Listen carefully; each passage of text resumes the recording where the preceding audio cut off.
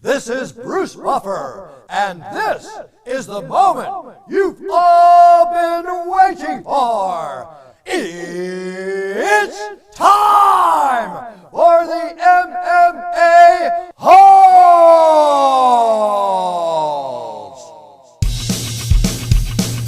Mixed martial a-holes.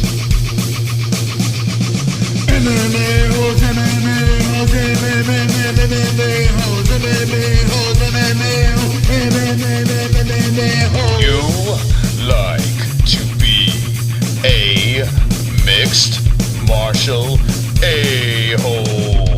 MMA-Holes, MMA-Holes, MMA-Holes, MMA-Holes, MMA-Holes. No way.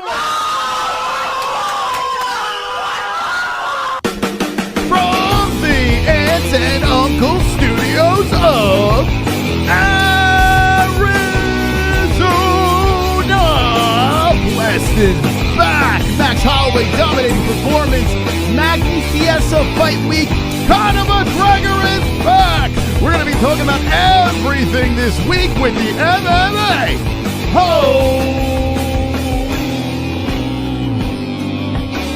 Yeah, baby. Yeah. Wonderful. Wonderful. JBH, how are you tonight? Wonderful, Moss. How are you? I am wonderful. It's good to be here live on the MMA-Holes. I see everyone is in attendance over here. I see our white balance is off. I'm going to try to fix purple, that. Moss. Yeah, we look like we are aliens. Yeah, and it looks unclear. What is that? Little purple. All right, I'll fix this. JBH, how are you tonight? Fix the purple. I'm good. I see a lot of people are wanting to talk, like, skip what's going on Wednesday with Chiesa and Magny and skip to UFC 257. So,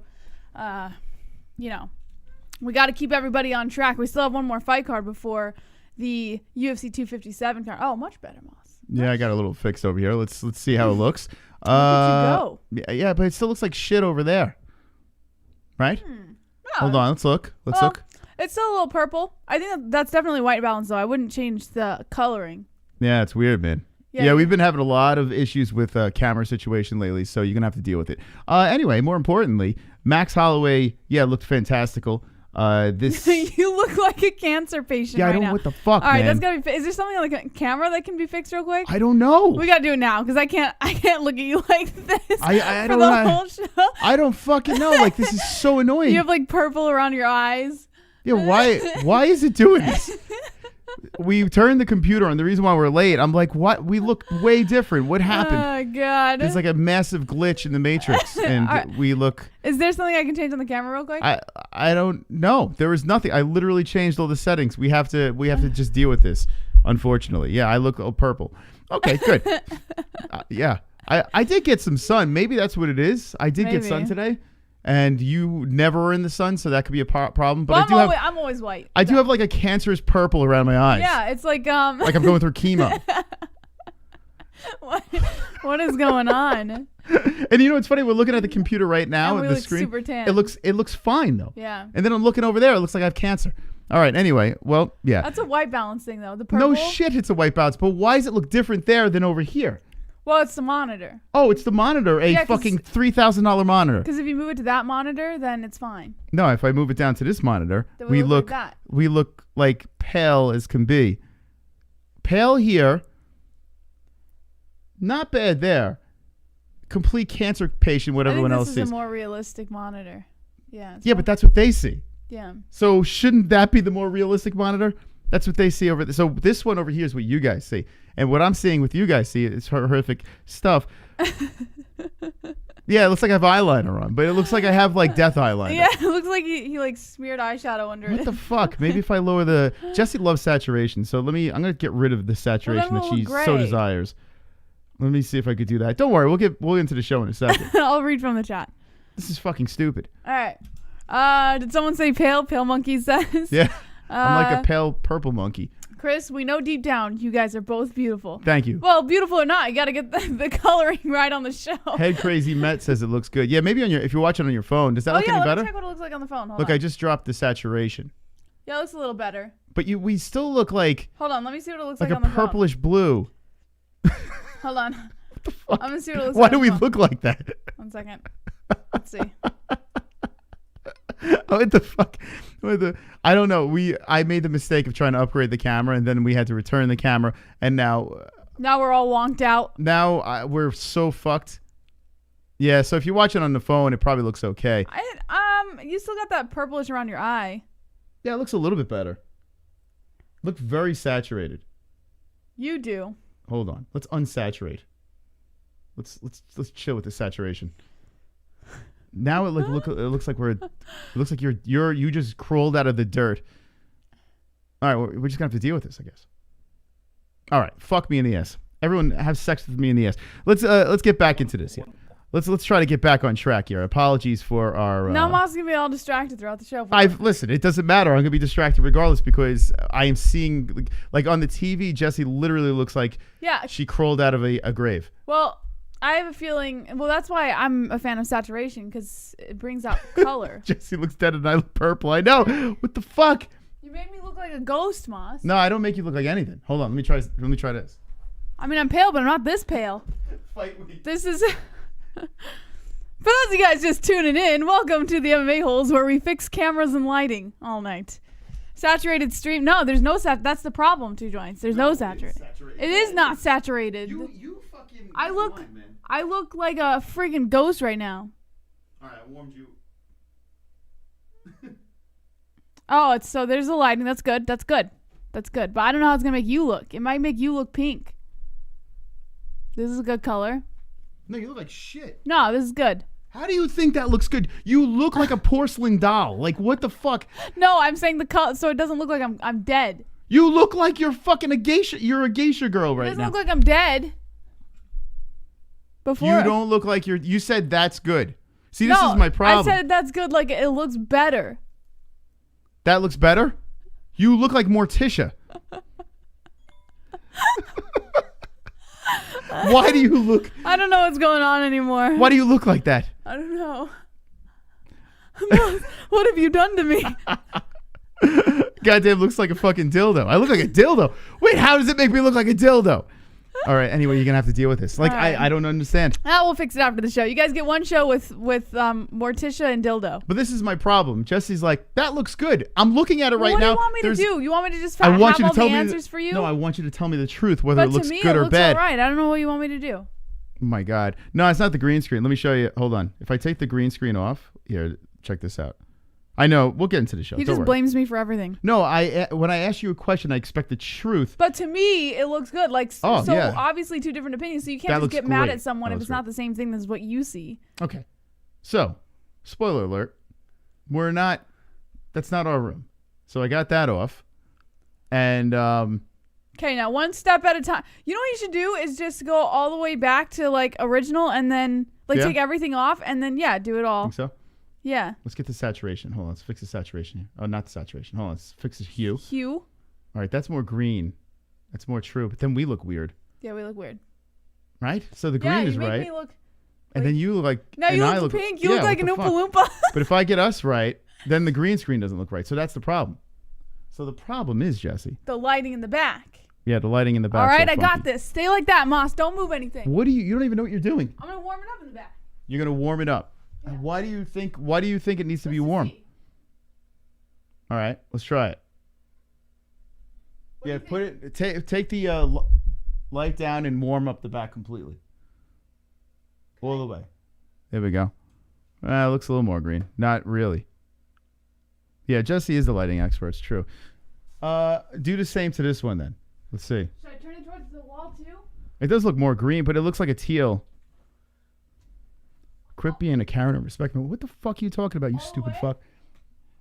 Yeah, go all the way. Like, Jesus, Angela's a real know-it-all. I don't know if that works. All right. We're just going to have to deal with this. I think. But this shouldn't be shining on the wall because, look, there's a white patch.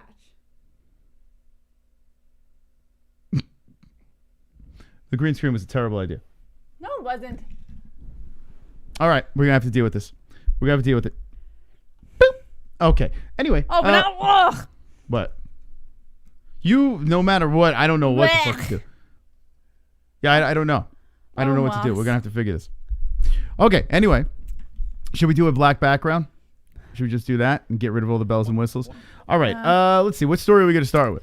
Okay, let's talk about the fights that happened over the weekend, Moss. Okay. How about we do that? Okay. Besides, discuss our camera woes. All right. Max Holloway rewrites UFC striking record book with a thrashing of Calvin Kattar. Just when you thought Max Holloway couldn't break any more records, Moss, he breaks another record. Yeah. Yeah. He did. According to Trent Rainsmith of Bloody Elbow, Max Holloway walked into the octagon on Saturday night on a 2-fight losing skid.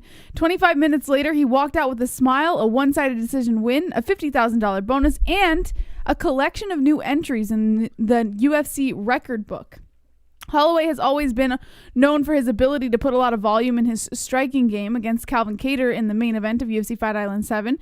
The former UFC featherweight champion took that volume to another level. Over the course of the featherweight scrap, Holloway attempted a mind-boggling 744 significant strikes, a number which dwarfs the previous record of 515 from Colby Covington's win over Robbie Lawler in 2019.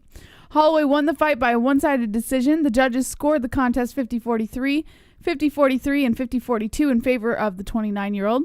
UFC Fight Island took place in the Etihad Arena in Abu Dhabi. ABC broadcast the main card following the prelims on ESPN+. And, new records, Moss. All right. Well, Max Holloway wins the fight very convincingly. And I have to say this. I'm not surprised, motherfucker. Not surprised at all. Max Holloway was supposed to win this fight. Maxie, I don't get it. Now, at least, thankfully, majority of the community from our community poll was on board and understood the real deal. You know, that Max Holloway is the real deal, and Max Holloway was going to win that fight. There was a select few that was rising up towards the when the fight was getting closer, and people are saying, you just hate Boston. Mm-hmm. You're not respecting Calvin Kattar. You're just a New York hater and blah, blah, blah. I'm like, what the fuck? Just because I think Calvin's going to lose this fight, or just because I know Calvin's going to lose this fight, doesn't mean I'm a freaking hater. I'm just, I don't know. I have a brain in my head, apparently. Maybe. I don't know. Jessie did pick Kattar, but she wasn't a hater. She just picked Kattar, and she was convinced. Now, what do you think? I mean, I could go on, pat myself on the back, and say this was supposed to happen, but what about you? I've said it on Saturday night. I was a little embarrassed, I think, because I did the same thing to Max Holloway that I did to Tony Ferguson. And the thing is I was right about Tony Ferguson, and this time I was convinced. Like, I convinced myself that I was right, and it was probably the biggest mistake that I ever made. I have no idea what went through my head to make me think that Max Holloway was at that point in his career where he was going to go on a slide. And I regret ever saying that before his fight. Like, I completely regret it. Yeah, I think that you might have got swayed a little bit by the casuals out there. There are a lot of casuals. You know what I think swayed me was seeing his first Volkanovski fight. I saw that and I was like, oh yeah, like this is gonna be it. You know, he lost his belt, blah blah blah, and it was just like, I just got like wrapped up in this weird wormhole and I couldn't get out, and I was like, it's so embarrassing. You should be embarrassed, but it's okay, Jessie.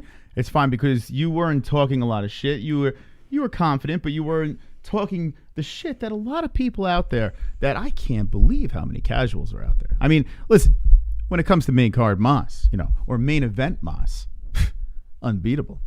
So to those people that, you know, disagree with my picks, that's fine. You know, you want to agree, that's fine. But, you know, when you come out there and say, you don't know what you're talking about, you're just a hater. Well, I just get to sit back, throw my legs up on the desk, and just laugh. I said to Jessie, I'm going to feel weird gloating, you know, because Max should win this fight. But yet, Jessie said it's okay. You can gloat. So I will gloat. And I'll pat myself on the back. Matt beat the living snot out of Kattar. He beat him up so bad at his own game. This fantastic boxer that everyone was saying, he didn't really look like a fantastic boxer. Bless was having a conversation with the freaking judges on the side, saying, I'm the best boxer in the UFC, just slapping around this dude, not even no-look punches, crack right on the face in Kattar. Unbelievable performance by Max Holloway. Was it Max Holloway's best performance? A lot of people saying it is, and that's a little recency bias because Max Holloway looked even better against an Ortega. Think about this. That Ortega fight was absolutely out of control. Or what about Jose Aldo, what he did to Aldo twice? Max Holloway has done this before. This is not the first time. But there are people, like I thought I had a bad memory. There are a lot of people out there that have a very short-term memory. And they don't realize that Max Holloway, this is what he does. This is him. He is one of the greatest 145 of his whole time. And now he's making the weight healthy, in a healthy way. His speech patterns are noticeably better. And here we are, right back in the mix. Volkanovski is chatting away on Twitter. And it goes to show you how good Volkanovski is. As much as we joke around about Volkanovski, maybe on the mic he's not the most exciting guy. He's pretty damn good if he's able to do what he did to Max Holloway. Now, he didn't destroy Max, but he made him look stupid the first time. And the second time, put up a very good fight. Retweaked his game plan after the first couple of rounds in the second fight and found a way to win the fight. I don't think he won. I thought Max won the fight, but regardless of the fact, you have to give credit to a guy like Volkanovski. Now we have a situation with Ortega and Volkanovski. Do you just run it back since Max looks so well and just have him jump right back in the mix? Or you give a guy like Ortega a chance? I would give a guy like Ortega a chance simply because it's a fight that I think would be fun to watch. And Max had his chance twice with Volkanovski. Volkanovski said something very pivotal after the second fight when they started calling for a third one immediately. And Volkanovski said, how many times do I have to beat this guy before people finally, accept that he was a champion? And he's right. I mean, I know that the second fight, it was tossed, but how many times does he have to fucking fight the guy? I get it. I understand if you want Max Holloway, but I'd rather see Ortega. Wonderful. Okay, Ortega. Jesse would like to see. I'm with her. Still trying to figure out how Max's face looked worse than Calvin's after the fight. Well, the reasoning was Max's hands were down the whole entire fight. Literally no disrespect. And Calvin landed. It's not like Calvin didn't land, but Max just didn't give a fuck. Max was just so good. By the time Calvin was landing his punches, maybe it wasn't the zip that Calvin usually has on his punches. So, yeah, Calvin touched him. A lot of people touch Max. In fact, Max Holloway doesn't he have the most significant strikes collected on his body? That's what I just read. Yeah, so that's why Max Holloway. Now he has the most significant strikes in his UFC record. Okay, yeah, significant strikes in one night. But what I'm saying is he's eaten the most significant strikes to himself. To him, he's collected the most. So how ironic that on Saturday he holds the record for most significant strikes thrown. He also has the most coming in his direction too. So Max has been tagged up. He's been hit.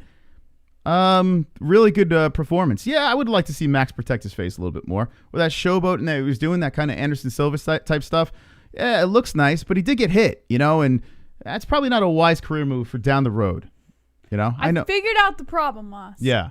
I figured it out. Hear me out. I know you're gonna be like, you don't know what you're talking about, but I think I figured it out. I'm open here. I'm all ears. I think we have to even out these and warm up this one a little bit to make this screen look more green, and then you can match up the colors. Yeah. After the show, we're gonna fix this. We will and stay you're up. a little out of focus if you'd like me to focus you real quick. Yeah. It's just we're gonna have to fucking deal with this.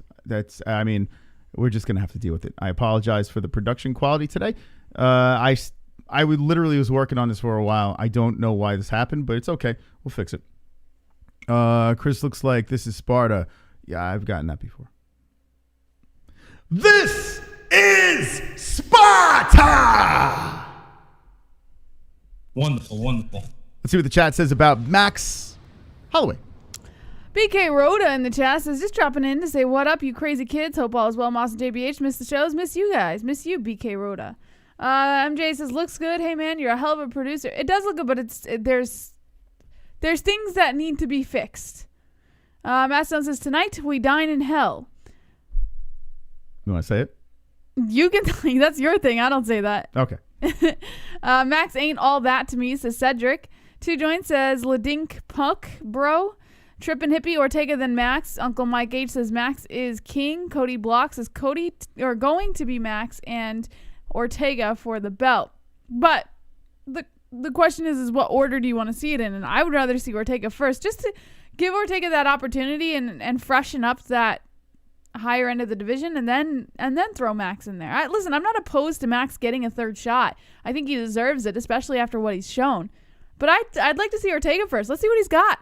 What do you think? And then if Ortega ends up winning against Volkanovski, Because the guy, let's not forget, Ortega got fucking massacred by Holloway and came back looking better than ever. So I believe Ortega can have something against Volkanovski. And imagine Ortega wins the belt from Volkanovski and then Holloway fights Ortega. How fun that would be to see that again. Does Ortega get massacred again, or does he have some new tricks up his sleeve? The answer is yes. Even though Ortega looked very good in his last fight, destroyed the Korean Zombie, the answer is Max Holloway would annihilate him again. But you have to think. But I would like to see that rematch. After this. Wonderful. I was jogging in the city. It was cold. I say, "Oh, sandwich," walking down the street. I said, "Yo, sandwich, what's shaking?" He said, "Mind your business, this ain't New York." I like them butcher jokes. Butcher, how much is the pork? 5.50. No, 7.70. Ha. The sandwich. Thank you, Chad. I appreciate that. Wonderful. Thank you. Butcher jokes are welcome here on the MMA Holes. Back to my point. I was saying, I would not be surprised. I would be a little convinced to think that Ortega learned his lesson from when he fought Max the first time around and probably like went back and figured out where he went wrong and picked things apart and how he's going to fix them. And if he does win a belt against Volkanovski first and then fights Max Holloway, I believe it would be a different fight. Now, I've been wrong about Max before, obviously. Look at Saturday night. But I would not be surprised if Ortega came back with some new tricks against Holloway. It's possible. And made for a way different fight than what we saw the first time around. Very possible. Ortega's a very tough dude. But, listen. It would be fun. I say Ortega first, Ortega Volkanovski first, Ortega wins the belt, then fights Max the second time. That would be better to me than seeing Holloway Volkanovski a third time. Why do you think Ortega's going to beat Volkanovski? Well, I don't know. Like, that's what I'm saying. Like, I believe, given that we saw Ortega get run over by Holloway and he came back looking so good, that Ortega knows how to bounce back quick. That's why I believe he can fight Volkanovski and win. Old man body Ortega was blessed that he fought Max while Max was down and out. Stink on his hang low, Max will devour Ortega. Hey, we need a dono to have our face floating around in the background. WW. That would be funny. Your face is in the background. Listen, don't I might tempt make him. That happen. Yeah, don't you see tempt this him. MMA Holes logo? Yeah, that'd be great. That could be your face. Did you like that? Kainoto going. An MMA Holes face in the background. I'm in with it. I'm with it. God. Wait, what did he say? Old man body Ortega was blessed that he fought Max while Max was down. But Max beat the living shit out of Ortega. Am I reading this wrong? Max will devour, he did devour Ortega. So I'm confused. Wait. Am I reading this wrong? Maybe he's inciting that. Yeah, Max already beat the shit out of Ortega. Maybe he's inciting that Max did that to Ortega even when Max wasn't at his best. Yeah, old man body. I don't know. I'm not sure.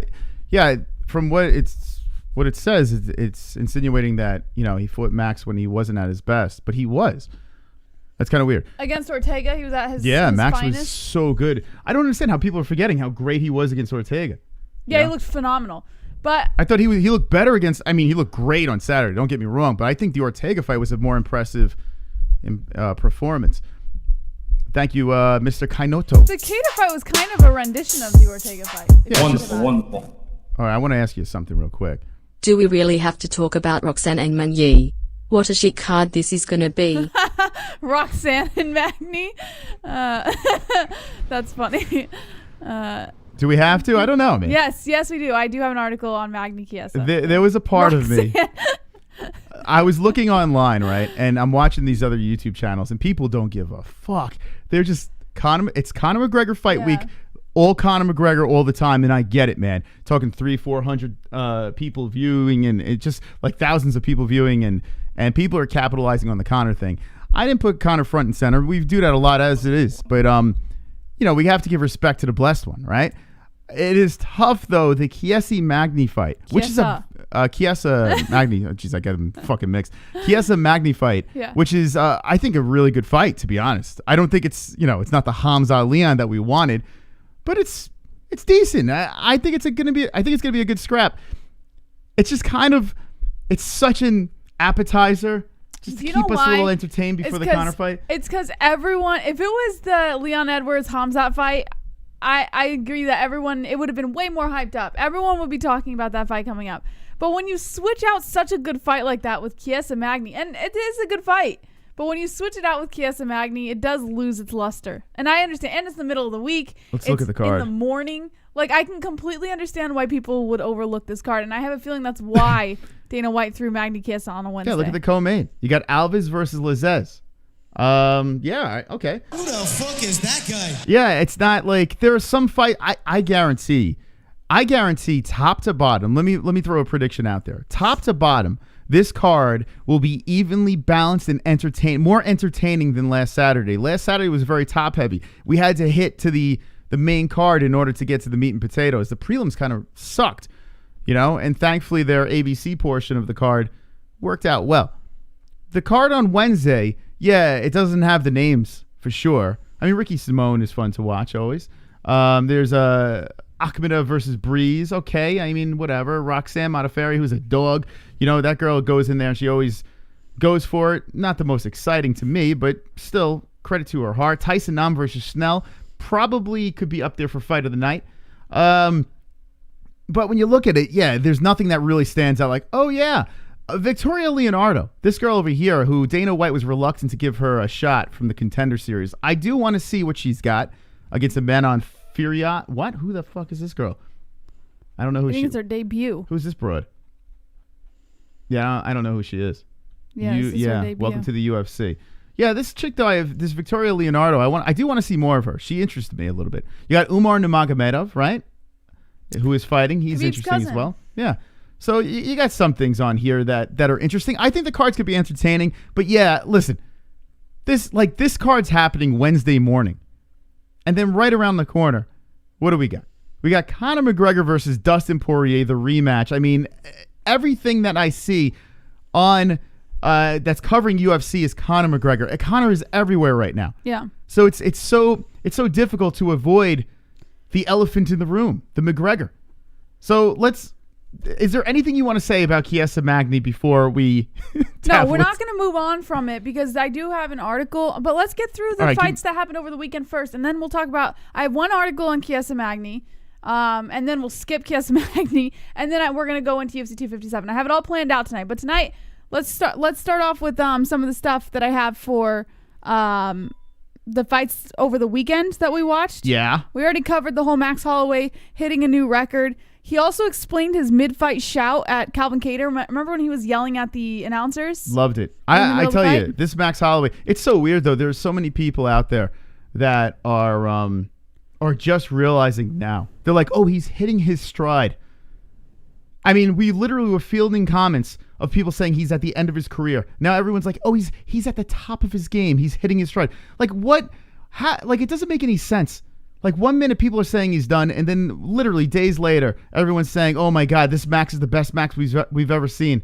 Like, it's so bizarre. MMA fans make me want to scoop my brains out with an ice cream scooper and eat it. Well, he said this in regards to that whole yelling to the announcers. He said, I don't know. They're in the moment, just right place and right time on ABC. Maybe Muhammad Ali put a little bit of spirit in me or something. That was a little bit of Muhammad right there. It was just crazy. I felt in the zone.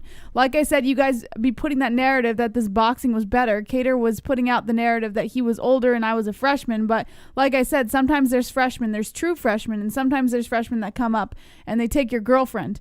I'm one of those ones. You don't want to mess with me. I'll probably take your girlfriend. I'm one of those freshmen. So he was just in the moment, and he said he channeled his inner Muhammad Ali, and that was the whole explanation for why he was yelling at the announcers saying, I'm the best boxer, and all that stuff. So. It was funny, though, towards the end when he was mouthing off to the commentators and having a little fun out there. And there was moments where he was Matrix, like he was like Neo out there, moving his head around, dodging punches. But he did get caught a couple of times when he was doing that. And all I was thinking was, God, Max, don't get knocked out. Please, this is not the time Imagine you're talking all that mad shit and then you get knocked out. It felt like Anderson Silva versus Chris Weidman. It felt like that so much. Yeah. As I'm watching Max Holloway do that Matrix shit, and it was fun to watch, and he was doing the Cody Garbrandt, dance after he was dodging punches, and fantastic. But all I was thinking was, just please, you're getting hit, dude. Like, okay, you're doing great. We all see that, but don't get knocked out. Yeah. Also, Calvin Kattar, his manager spoke out about not his manager, his coach revealed some of the injuries that he suffered in that loss that night. And in between rounds, it was clear Kattar suffered an injury to his nose after seeing pouring blood profusely. Alongside the nose, Kattar dealt with a cut opened up on the top of his head that continued to bleed as well. He was taken to the hospital as soon as he left the octagon where he had his injuries worked on. In a brief statement, Tyson Chartier, who is the head coach and manager of Kattar, revealed his client did indeed suffer a broken nose and needed staples in his head. He also said that Kattar was doing okay after the fact, which was seemingly confirmed in the post-fight comments made by the fighter posted on Instagram. Okay. The other thing that arose from Saturday is, should Calvin's corner said, hey, enough's enough? No. Listen, here's the thing. I get it. Like, everyone's all about, especially like these days for some reason, I have no idea, like it's become like a big thing. Protect the fighter. They should have thrown in the towel. They should have done this and that. Like, I totally understand. You have to know when is when. But I don't think that Kattar suffered enough to have had the fight completely stopped. I like that, Jesse. Your eyes are purple. What do you think about that? Are they purple? Yeah, they're fucking purple. Yeah, we got to fix. We'll fix. I don't think he suffered enough damage. That's not purple. It is purple. It's like lavenderish. That's funny. So I think. Sorry. You took all the green out of my eyes, Maz. Oh my God. We'll just rewind the stream. If you're just jumping in now, yeah, the camera's all fooked up. I apologize for what's going on tonight, but it makes it interesting. It's a spectacle to look at. The background's banging. You got to save the show in the window. Look at that shit, Jesse. It's great. That shit's fire right there. Everything's great, but everything can't. Anyway, back to your point, Jesse. I don't think it was enough for them to stop the fight. And I'm glad that they didn't, because I would have been incredibly disappointed if they threw in the towel on Kattar. Okay, so it's a tricky situation. What about Herb Dean? Should he have stopped it? No, listen. I thought the fight was fine. Like, I don't know why everyone's up in arms about it. Like, I think everything went fine. So I have no complaints about that fight. Why wasn't Hardy yelling stop the fight? Was he scared of getting canned? That's a good question. Yo, what is up with Dan Hardy? Thank you, Chrome. What is up with Dan? What do you mean? Hardy! Oh! Oh! What is up with Dan Hardy? Wait, you just doing that? They're all sitting down, and fucking Dan Hardy's like a chimpanzee, like just standing up and jumping around like a fucking wacko. You see him? No, I didn't see that. Well, how did you not see that? He's just on the sideline, just dancing around. What? Yeah. Oh, I have to see this. I understand. Like when we do fight reactions, I like to stand up and get into it. We're not UFC commentators. Yeah, Dan Hardy's just in the background. What is he doing? And why did he yell "Stop the fight is right"? Chrome. It's a good question. I swear, I think he's getting more and more loony. Dan Hardy. Have you seen on Twitter? I think you saw it on Twitter too. Yeah, I retweeted it. Yeah, when he was talking about that guy's ears, and the guy comes back and says it's a birth defect, and then he ends up Dan Hardy deleted his original tweet. Yeah, he just made fun of some guy's ears for no reason. Like he just went out. Like that's a move I would make, but I'm not the Dan Hardy stature. I'm not the status. He is losing his mind. He's losing his mind. He's yelling at the refs. Like, this guy, I don't know what has gotten into him. Like, he's got a fucking stick up his ass. It's so weird. Look what MMA Genie says. He says Herb Dean stops Dusko as he's going for a takedown, but then does not stop the Calvin fight. Listen. It's not wrong. I have no problems with the way the fight. Maybe it's just me. I don't know what the fuck everyone is just looking for a reason to complain, I feel like. No, but it's a real thing. Listen, the ref has a very tough job, right? And honestly, the ref is not always going to make the decision that you agree with. All right, so let me just put it out there. The Dusko fight, which I was going nuts over. And listen, I'm probably in the minority with that, but I do believe that he could have lost. He probably was going to lose that fight. I just don't like when a ref determines, okay, this is inevitably going to happen. I can't get inevitably going to happen. So I'm just going to make an early decision and stop it. I'm not a big fan of that. I understand they have to protect the fighters. I'm not a huge fan of that, but whatever. They stopped that Dusko fight. He literally wasn't even dropped. He was just going for a take. Looked like he was shooting. Whatever. And then you have the Kattar fight where he was literally getting his brains beaten for 5 rounds. Yeah. Now there were times in the fight against the cage where I said, "Ooh, this is getting rough to watch." Max is really putting a hurting on Calvin, but there was never a time where there were times oh, he's hurt, but there was never a time it was oh God, stop it, he's done. Wonderful. I never had that feeling. I just oh, this looks like it's Calvin was throwing haymakers back toe. Yes, he missed on all of them, but he was swinging back. And that's why I'm kind of with Herb on the no stoppage. That is why I'm in agreement. It was very reminiscent of the Ortega fight.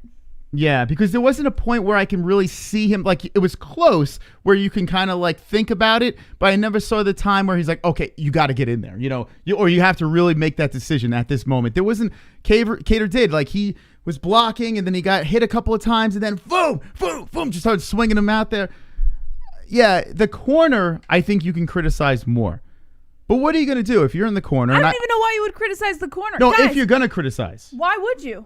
What reason? Let me ask you this. I know you're probably not criticizing the corner, but I'm saying if you were going to criticize the corner, what reason would, logical, rational reason would you have to criticize I'll give the it to corner? you. And I'm basically playing devil's advocate because honestly, yeah, I don't think they should have stopped it. I don't think they should. The fight was fine. But the corner, it's their guy. You know what I'm saying? Yes. And the corner knows, right? Oh boy. That first of all, they want to give him every opportunity to prevail, right? But in a fight like this where Max is literally destroying him for 5 rounds, I mean, there were 3 10-8 rounds. Okay, here's my argument. And I know you're just playing devil's advocate, but here's my argument. The corner knows that fighter better than anybody else in that room. Better than the ref, better than his opponent, better than the commentators, better than anybody. His corner knows him better. So they understand when enough is enough for that fighter. They're not going to put him in a situation where, listen, we've seen it before where corners maybe push it a little too far. We saw it with Rocky. We saw it. So I get it, but I wouldn't. That's the last thing I would be worried about. That's the last thing I would be worried about. His corner probably knows that Calvin's the type of dude that would never give up. He would 100%. die. He'd rather die in that cage than give up. He's that type of a warrior, and his corners are aware of this. So if you're on his side over there, you have a decision to make, right? Where you have to protect your guy at the same time, But if Calvin Kattar right? were not throwing, like Chrome said, we're not throwing haymakers back, then I'd be a little concerned because then he's just getting pummeled the whole 5 rounds. But like Chrome said, he wasn't connecting. Sure, he wasn't connecting, but he was still showing that he was in the fight. He was good to go. If he was just fucking sitting there taking damage over and over again and not throwing anything back, I can understand. I can completely understand why people would be up in arms about the corner not protecting the fighter. But if he's still showing that he's active and he's in the game and he's mentally and physically there is no reason for us to freak out about the corner not stopping But throwing the fight. haymakers just out of a last-ditch effort and missing with those punches doesn't mean he's still in the fight. You know what I'm saying? He's literally defending. He's still active. But he's trying anything he can to get out of that situation, right? And that doesn't necessarily mean that he's in it. Super chat. The fight was entertaining regardless. It was very, very good fight. Although No, Justin, Raquel Pennington is who I was referring to. Not Rocky from the movie. How fucking stupid do you think I am? Jesus Christ. You're referring to Rocky Unreal. Balboa? Yeah, Rocky Pennington. It is what it is. Yeah, I'm not going to get up in arms about it. he's all right, I so. thought everything went fine. I have no complaints. I'm glad they didn't stop the fight. It was so fun to watch. Listen, I'm not going to fucking complain. FEMA Camp says Kattar's corner told him to shock the world. Yeah, die in the octagon and shock the world. Yeah, the corner does, in hindsight, right? Maybe in the moment it's tough.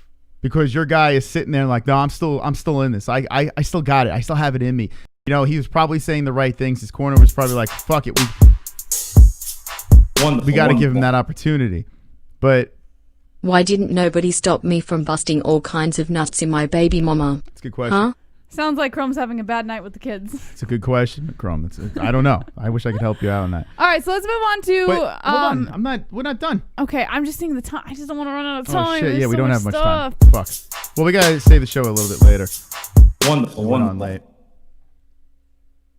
At the old UFC events when there was no time limit, sometimes guys would legit gas out from going for the finish. These days it's like ref says fight back even when blocking punches. Like you expect them to throw punches off their back? While hurt? Thank you, Crazy HD. Thank you, Chrome. Thank you, S6Z. Thank you, everyone. You are all wonderful, wonderful. Wonderful, Oh my God, Kainoto coming in. Wonderful, wonderful. Calvin had a pulse, let him fight. Honestly though, I think maybe the reason why it wasn't called was because Max isn't known for his knockout power. Otherwise the ref would have stopped it. It was a Guys. massacre. Guys, let's also take into account he walked out of the hospital with a broken nose and a laceration on his head. It's not like his whole fucking face was destroyed. Well, yeah, but still, the repetitive pounding on the come face. on. I mean, listen, that many significant strikes. I think we're getting a little Okay. much with this. In hindsight, it's very easy to criticize. But when we were watching the fight, we weren't really yelling in real time. We weren't yelling stop the fight or all right, enough is enough. We were like, okay, this is a complete domination. But it did seem like Kattar was tough enough to withstand, and it didn't. I never felt that his life was in danger. Now, the Ortega fight, That was insane. Ortega's life was in danger. Like, Max was ready to kill that man. That's a whole different ballgame. But this fight over here, yes, it was pretty dominating. And in hindsight, looking at the 10-8 rounds, you can make you have a good argument for saying the corner should have known better. You know, maybe the ref should have done something. You can say that, but in real time, it wouldn't be right for me to really completely criticize when we were watching it live and we were like, this is just a domination, but I don't know. I didn't feel that. I didn't have that icky feeling, you know? Yeah, listen, I think people are getting a little sensitive about this, to be quite honest. If I had to be fair, or not fair, but honest, Yeah. I think people are getting a little sensitive. How did the everyone fight went forget? so well, and we've seen way worse where fights were not stopped. We've seen a million times worse. And for us to sit here arguing whether or not that fight should have been stopped is quite ridiculous to me. Yeah. Well, yeah, I mean, I don't understand how so many people forgot about the Ortega fight. Like, it's kind of wild. Like, Max almost killed that man. Wonderful, wonderful. The last time I saw a pounding that bad was my girl's box is 2003. Thank you. That was that's great. All right. God. That's some analogy right there. So anyway, let's get to another story over here. Yeah. Okay. We're going to go 10 minutes longer and then we'll do the save. I know it's a Monday night, but we did go late.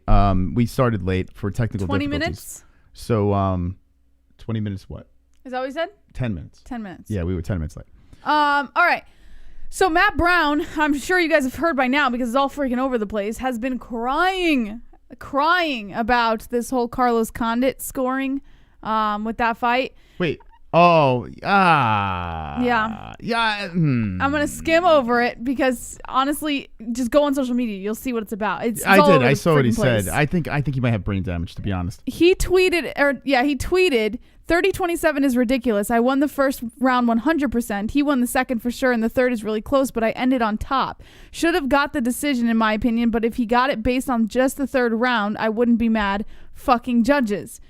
And then people were supporting him for this. And now let me just reiterate, back during the fight, and was it the first round? He was on top, but he was getting beat. Like, he was taking some pretty nasty damage. Well, I'll explain. Okay, I got you down. Hit me in the face. I'm winning the fight. I'm winning. You're still down. I'm with.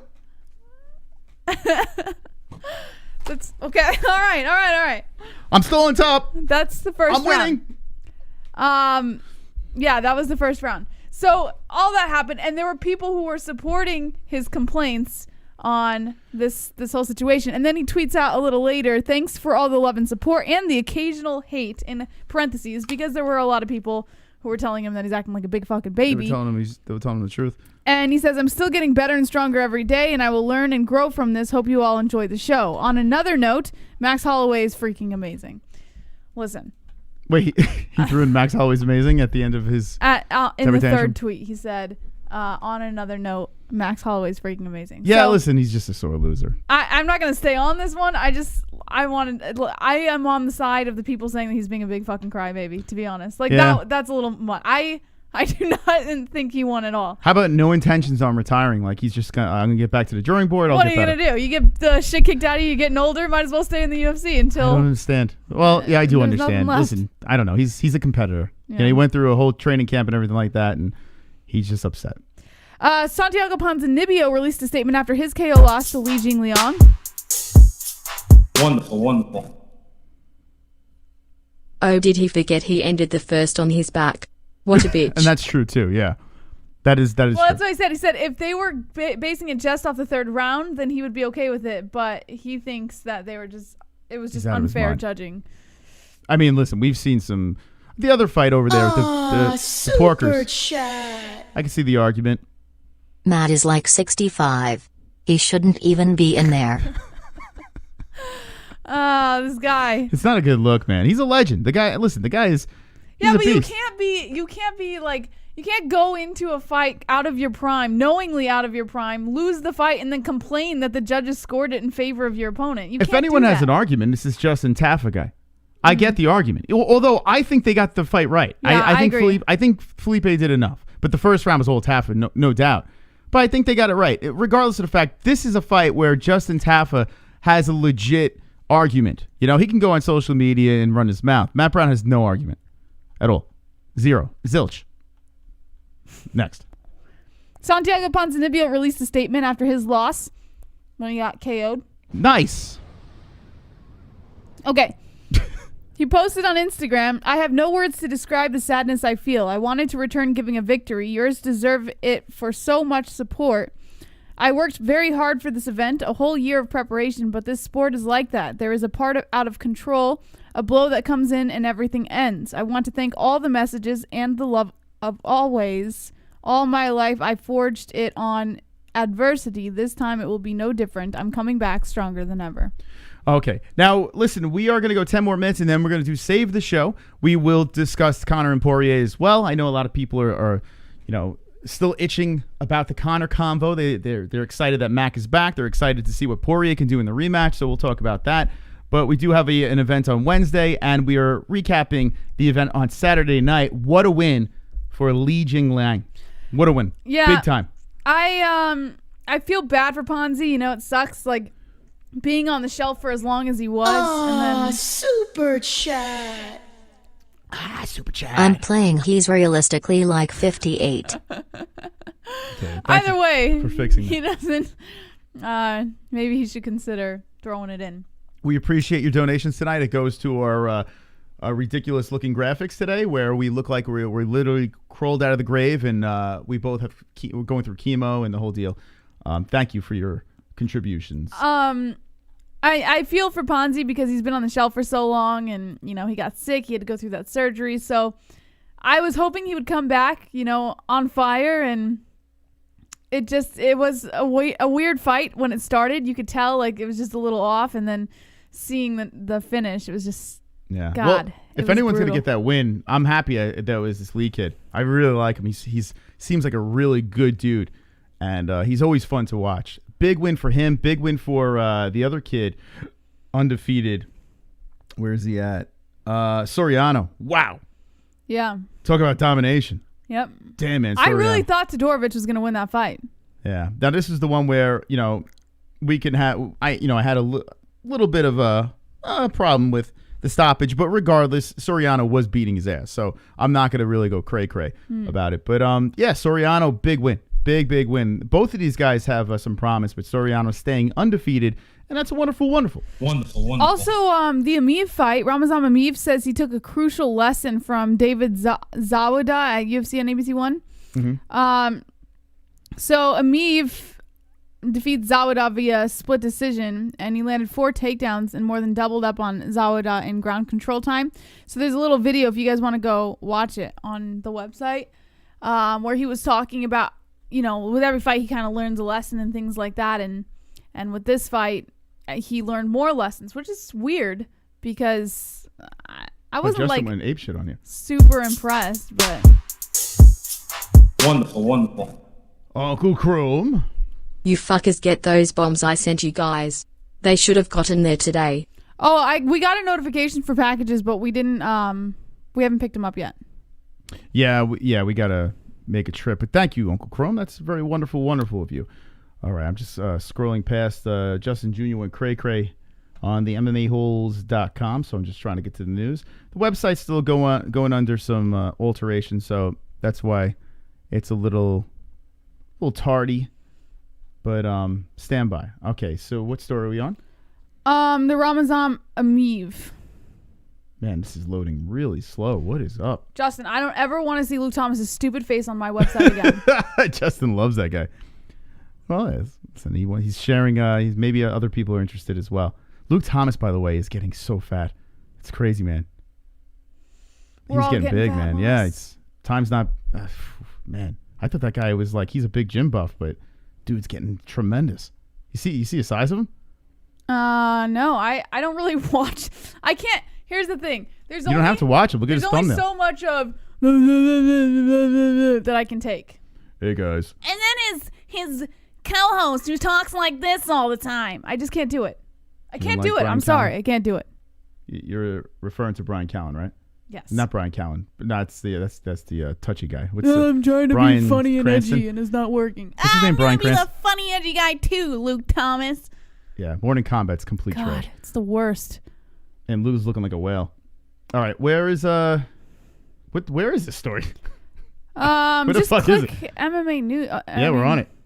It's right there. there. He is. There, I found it. Yeah, baby. Yeah. Yes, sir. Oh, Brian Campbell. Yeah. Campbell, that's his name. Ugh. Blech. I can't. All right, so he just learned a crucial lesson in that fight with Calvin. I went all through that to find the story. He lost it. It was a crucial. All right. I already told you the story as you were trying to find it. It took me like 10 minutes. Wonderful. The show's riddled with technical difficulties. I sent another package to YouTube headquarters. Oh my Smiley God. face. You Collision. can't say that on air, Chrome. You can't. We'll get shut To down. your dome. We'll get shut down. The YouTube gods will strike us hard. All right.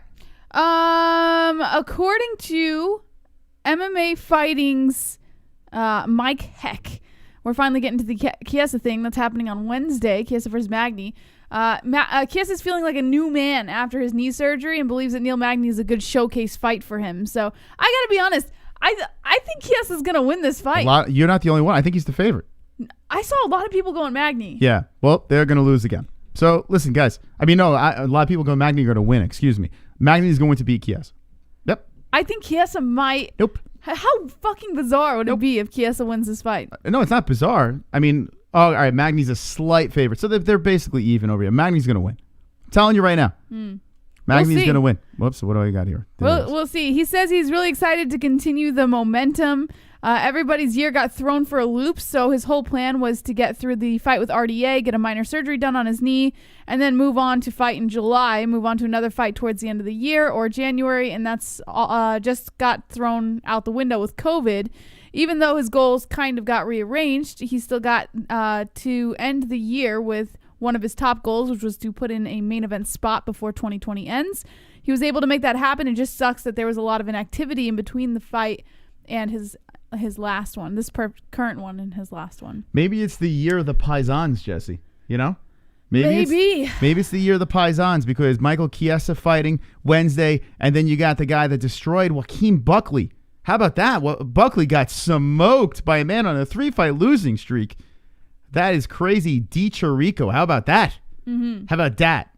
Cash me outside. How about that? Di Chirico. So maybe it's the year of the Italians, Jesse. What do you think? Maybe. Okay, you're not too excited about the Italians, I see. I'm not Italian. Okay.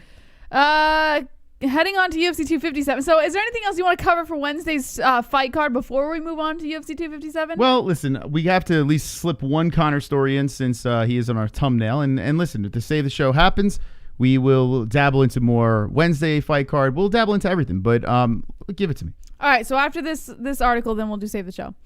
Conor accuses Khabib of ducking him, saying he's afraid to fight me. Now, I'm sure a lot of you guys have already heard about this, but it keeps getting reiterated by Conor. So he can't get Khabib's name out of his mouth for some reason. So apparently, there must be something going on there. Otherwise, why would Dana White have been, talking to him about that stuff?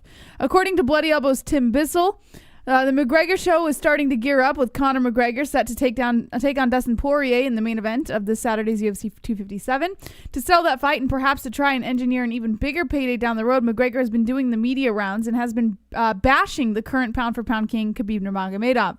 Nurmagomedov bullied and bruised McGregor for 3 rounds before ending their contest with a neck crank back in UFC 229. After that fight, all hell broke loose with both fighters and their camps descending into buffoonery inside and out of the cage. The post-fight blow-up was due to the animosity as severe as we've ever seen in the UFC that was shared during the build-up to that fight. Even though he was soundly beaten, McGregor continues to talk about Nurmagomedov. But did you hear, Jesse, Conor's assessment? Nurmagomedov, Conor McGregor. Conor keeps talking about Khabib, and it's like... stupid. Okay, it's sorry. stupid. We glitched for a second there. We're back in business. Apologies for that. Yeah, so if you notice, the Conor McGregor, his assessment of the Khabib fight is this. He lost the bout, right? Khabib got the win, and then Khabib scurried out of the cage, and then Conor proceeded to beat up his family. What do you think about that? What? Yeah. Wait, whose assessment? Oh, we weren't on HD. That looks better. Yes, we were on HD, and then... Wait, the stream looks better, though. No, it doesn't look the exact same. No, it looks clearer. It looks the exact... We were already on HD, Moz, Okay, and all then right, I talk to changed me. it All right, you don't have to get nasty with me. Listen, I'm a sensitive man. All right, so what do you think about that assessment? Can you repeat whose assessment that was? I was asking? Conor. Conor's assessment was what? All right. Conor said that Khabib defeated him in the competition, right? Yeah. And then Khabib scurried out of the cage, and then Conor proceeded to beat up his family. That's pretty much what happened, right? I swear, like, as much as I respect Conor and all he's done, that man is fucking delusional, man. Is he delusional, or is he just trying to lobby for a rematch? 100% he's lobbying. Yeah, there's no doubt in my Listen, mind. Conor's not stupid. But Khabib's not coming back anyway, so it doesn't matter. The only delusion you can say, right, is that Conor realistically thinks he could beat Khabib, right? You can consider that as delusion. But is it really? Because wouldn't that make every single UFC fighter delusional? To think that you're going to beat an opponent that is better than you, right? On the stats, wouldn't everyone be delusional? See, that's where it's flawed. The delusional statement for a fighter. No, it's delusional to say one thing happened when it's clear that one thing didn't happen. It's delusional. That's to delusional. believe that he believes that's what happened. The man is lobbying. He's putting an angle. He's putting a spin on a situation. The whole shit on bus thing was a spin. He is just trying to crowbar his way into a situation. That's what he's doing. Right. That's when your back is against the wall and you try to figure things out. Yeah. A delusion. Oh, man. These MMA fans, I tell you. Weak. They throw these things like delusion out there and this and that. And I don't think they're that stupid, MMA fans. They may say stupid things. You've used delusional against fighters before. Like who? Well, I can't think of an example off the top of my head, but you have done it. Like who? Why do you do that? Like, you expect me to just come up with something on the top of my head? Well, if I'm being accused of something, I would like to know an example. All right, I will go back and look for an example for you. Until you find proof? And then show you. We move forward. So what I'm saying is this. Let me go back to it because I know Jesse likes to counter everything I say. That's not true. But a delusional fighter would be every single fighter in the UFC. Because if you go in there and you think that you're going to lose to an opponent, then why are you fighting in the first place? So ladies and gentlemen, Conor McGregor's not delusional. Anyone that wants to fight Khabib and thinks they could beat Khabib, even if they lost to him previously, is not delusional. Do you think Dustin Poirier would go into a rematch with Khabib Nurmagomedov and say, well, I'm going to lose, but I'll give it a go? No, he's going to say, I will beat that man. That's what he will say. Justin Gaethje would say the same thing. And I guess you could say they're all delusional, right? Is that, like, for instance, Megan Anderson and Amanda Nunes. I think Nunes beats the brakes off of Anderson, right? But Anderson is going in there, and I could make an argument that she's delusional, but every fighter has to think they're going to win. They have to. So no MMA fighter is delusional. Hate to break it to you guys. So you need another song and dance. Let's save the show, friends. Here we go. 5 minutes on the clock. We need your help. Behind us, the sunset clock is a-ticking. Every donation comes in, we extend the show. And look at Conor go. Look at him go over there. I want to get those phone calls because we have Conor McGregor talk to get to. Right, Conor? Yes, sir. We have Conor McGregor talk to get to. So please save the show. Every donation goes towards our production. And God knows we need it because we're trying to make this thing look spiffy. We're doing everything we can. All right, JBH, let's squeeze the story in. Hopefully we get a save and we move forward. Okay. UFC 257 cold open was released for Conor McGregor versus Dustin Poirier's rematch, according to Nolan King of MMA Junkie. Dana White tweeted out, "I'm so pumped for this fight," and then he has like a little 3.5 minute video that you cannot play on here, but if you want to go to Dana White's Twitter, you can see it there. Nice. Yeah, that was the cold open. And hold on. I've got a smartphone and I need a time machine. Oh, Uncle Chrome! Yes! Yeah! Uncle Chrome! Punk ass white boy. Yes. Come in and tell me that if I fuck you in your ass, you punk white boy. You faggot. You can't touch me, you're not man enough. I eat your asshole alive. You bitch! Fuck you, you hoe. Come and say in my face, fuck you, ass for everybody. You bitch. Come on, you bitch. You scared coward. You not man enough to fuck with me. You can't last 2 minutes in my world, bitch. Look at you scared now, you hoe. Scared like a little white pussy. Scared of the real man. I'll fuck you till you love me. Save us. Lord save us. 20 minutes. Thank you so much, Chrome. I appreciate that. You're wonderful, wonderful. Wonderful. Look at that, Chrome. With 3 minutes remaining over here, saving the show. We'll be taking some phone calls regardless of what the outcome is. That is absolutely wonderful, wonderful. Moss, it's remaining.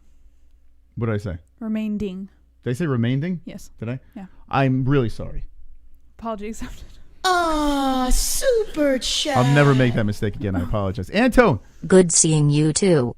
Greetings from Eugene, Oregon. Hashtag SMESH. Greetings. Smesh. Thank you, Antone, from Oregon. Hopefully everything is wonderful, wonderful in your life. That's 22 minutes. 22 minutes. Okay, 2 minutes, 30 seconds left on the clock. Let's see if there are any more saviors as we are trying to save a show here.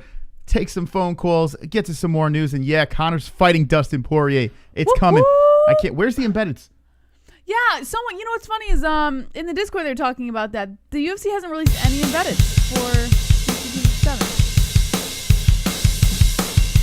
1, 2, 1, 2, 1, 2, 3, 4. John Jones, press the show. John Jones, press the show. John Jones, press the show. John Jones, press the show. John Jones, press the show. John Jones, press the show. John Jones, press the show. John Jones, press the show. Wow, Pale Monkey, thank you. Picogram. This should almost cover Kevin's call. 30 minutes? 30 minutes. Hell yeah, Pale Monkey. Thank you so much. Hell yeah. Who's going to drop a bomb over here? We got 1 minute left to save the show. So wonderful, wonderful. Wonderful, wonderful. Wonderful, wonderful. Sound the alarms. Drop the Hearns in the chat. Drop them in the chat. Anzalone, Michael Anzalone, Michael Anzalone. Watch out, here he comes with the wrench friend, heart and soul of the holes, Mississippi girlfriend. Time out, trolls. Welcome to the dead end. Cock so big that I can't even comprehend. Bust and grow, making bitches moan on the timestamp throne while the chat room's stoned. Hold up. Save the show for the tales will be told about Michael Anzalone. Oh, Roberto. Save the show. Okay, how many minutes? Save the show. Oh, that puts us at 50 minutes. 50 minutes. Thank you so much for your generosity. All wonderful, wonderful people. Wonderful, We'll be wonderful. live Wednesday morning for the fights. That's right. We'll be reacting Wednesday morning. Let me know with the ones in the chat if you'll be in attendance. If you're at work or school, drop the earbuds in. We'll talk you through the fights. 9 a.m. Eastern time. It's going to be great. How many people do you think are going to have the headphones in listening to the Holes while they're working or at school? That's early, man. Okay. That is early. Ah, super At chat. the buzzer, Lil D. Wonderful, wonderful. Wonderful, wonderful. Wonderful. Hell yeah. I got some holes that are going to be hanging with us. That is wonderful. All right. We got a couple squeezing in after the buzzer. We'll stop it at the Uncle Chrome. By the way, Alex Lovell, we hope everything's going all right and well with the Lovell. Oh, yes. Hopefully everything's wonderful. There is a new wrench spot opened up in our patron packages, so go check it out if you want to support the show. Link in the description.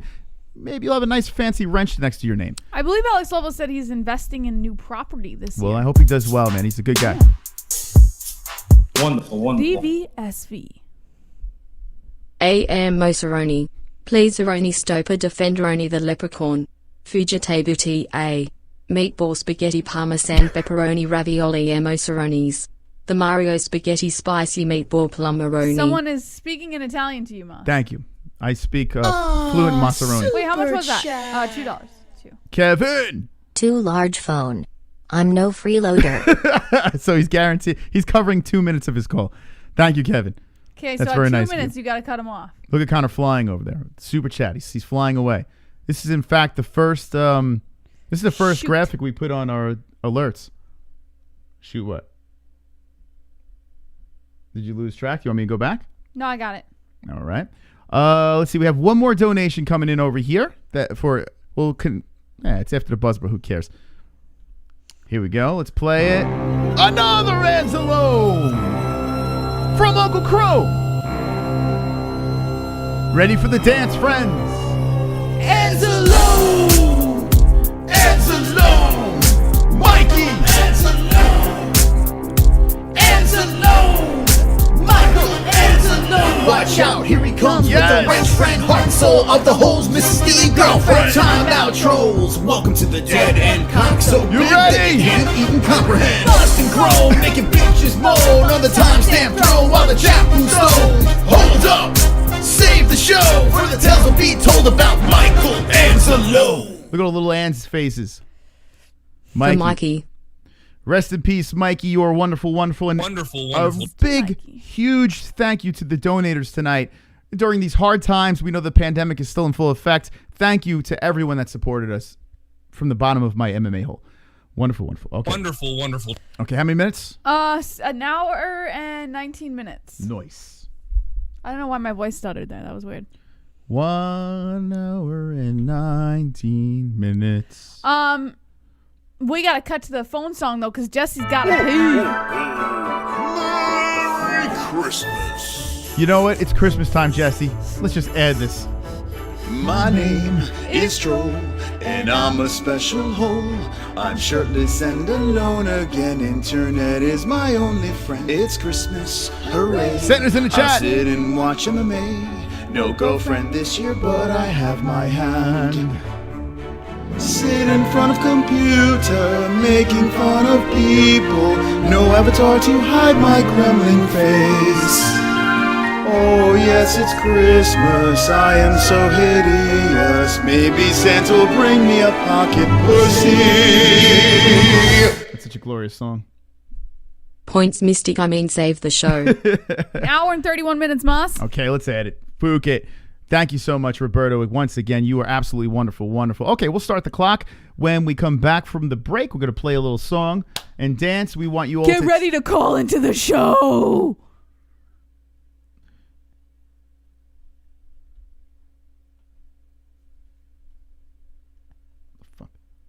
Call into the show.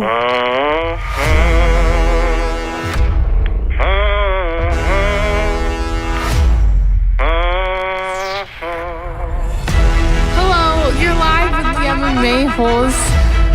What's your name and what's on your mind? What's up, Jesse and Chris? It's Drunk Silas. No way! Drunk Silas. What's up, Jesse and Chris? It's Drunk Silas. I can't believe you for calling right now. Drunk Savage, what's on your mind? Not much. Wonderful, wonderful. I have a respect for everybody in the chat. MMA-Holes. Vlad's one of them. Kevin from Chicago. AMH, I mean the knitter. I'm just enjoying this. I can hear you. Hi, this is Philly. We have Sean Hart. Hey there. What's up, man? What's up, Pulse? Oh, it's Justin Jr. Fuck you, Chrome. Hernandez. So kind of. Lord. RX. Mark Rowe, Heavy Mike Rowe, Indy Russ, Sean Man, Vigo, Big Bob, Mason, Dragon White, Nick C, yourself, Crunchy Don, Shannon Stewart, Bro Helio, Ben Simmons, VC 2.0, Peter Fizz, Jeremiah. Hey, Lee W. Michael Angelo. MMA-Holes. Man, what a wonderful, wonderful community. Wonderful, wonderful. Oh, I feel it. I feel good. I feel sexy. I feel swole. He said later slap this. I like biting your shoulder. I know. I had to go to the bathroom and wipe your face off my shoulder, too. What? Nah, that's all right. I still love you, Jesse. You're the best. I spit on you. Yeah.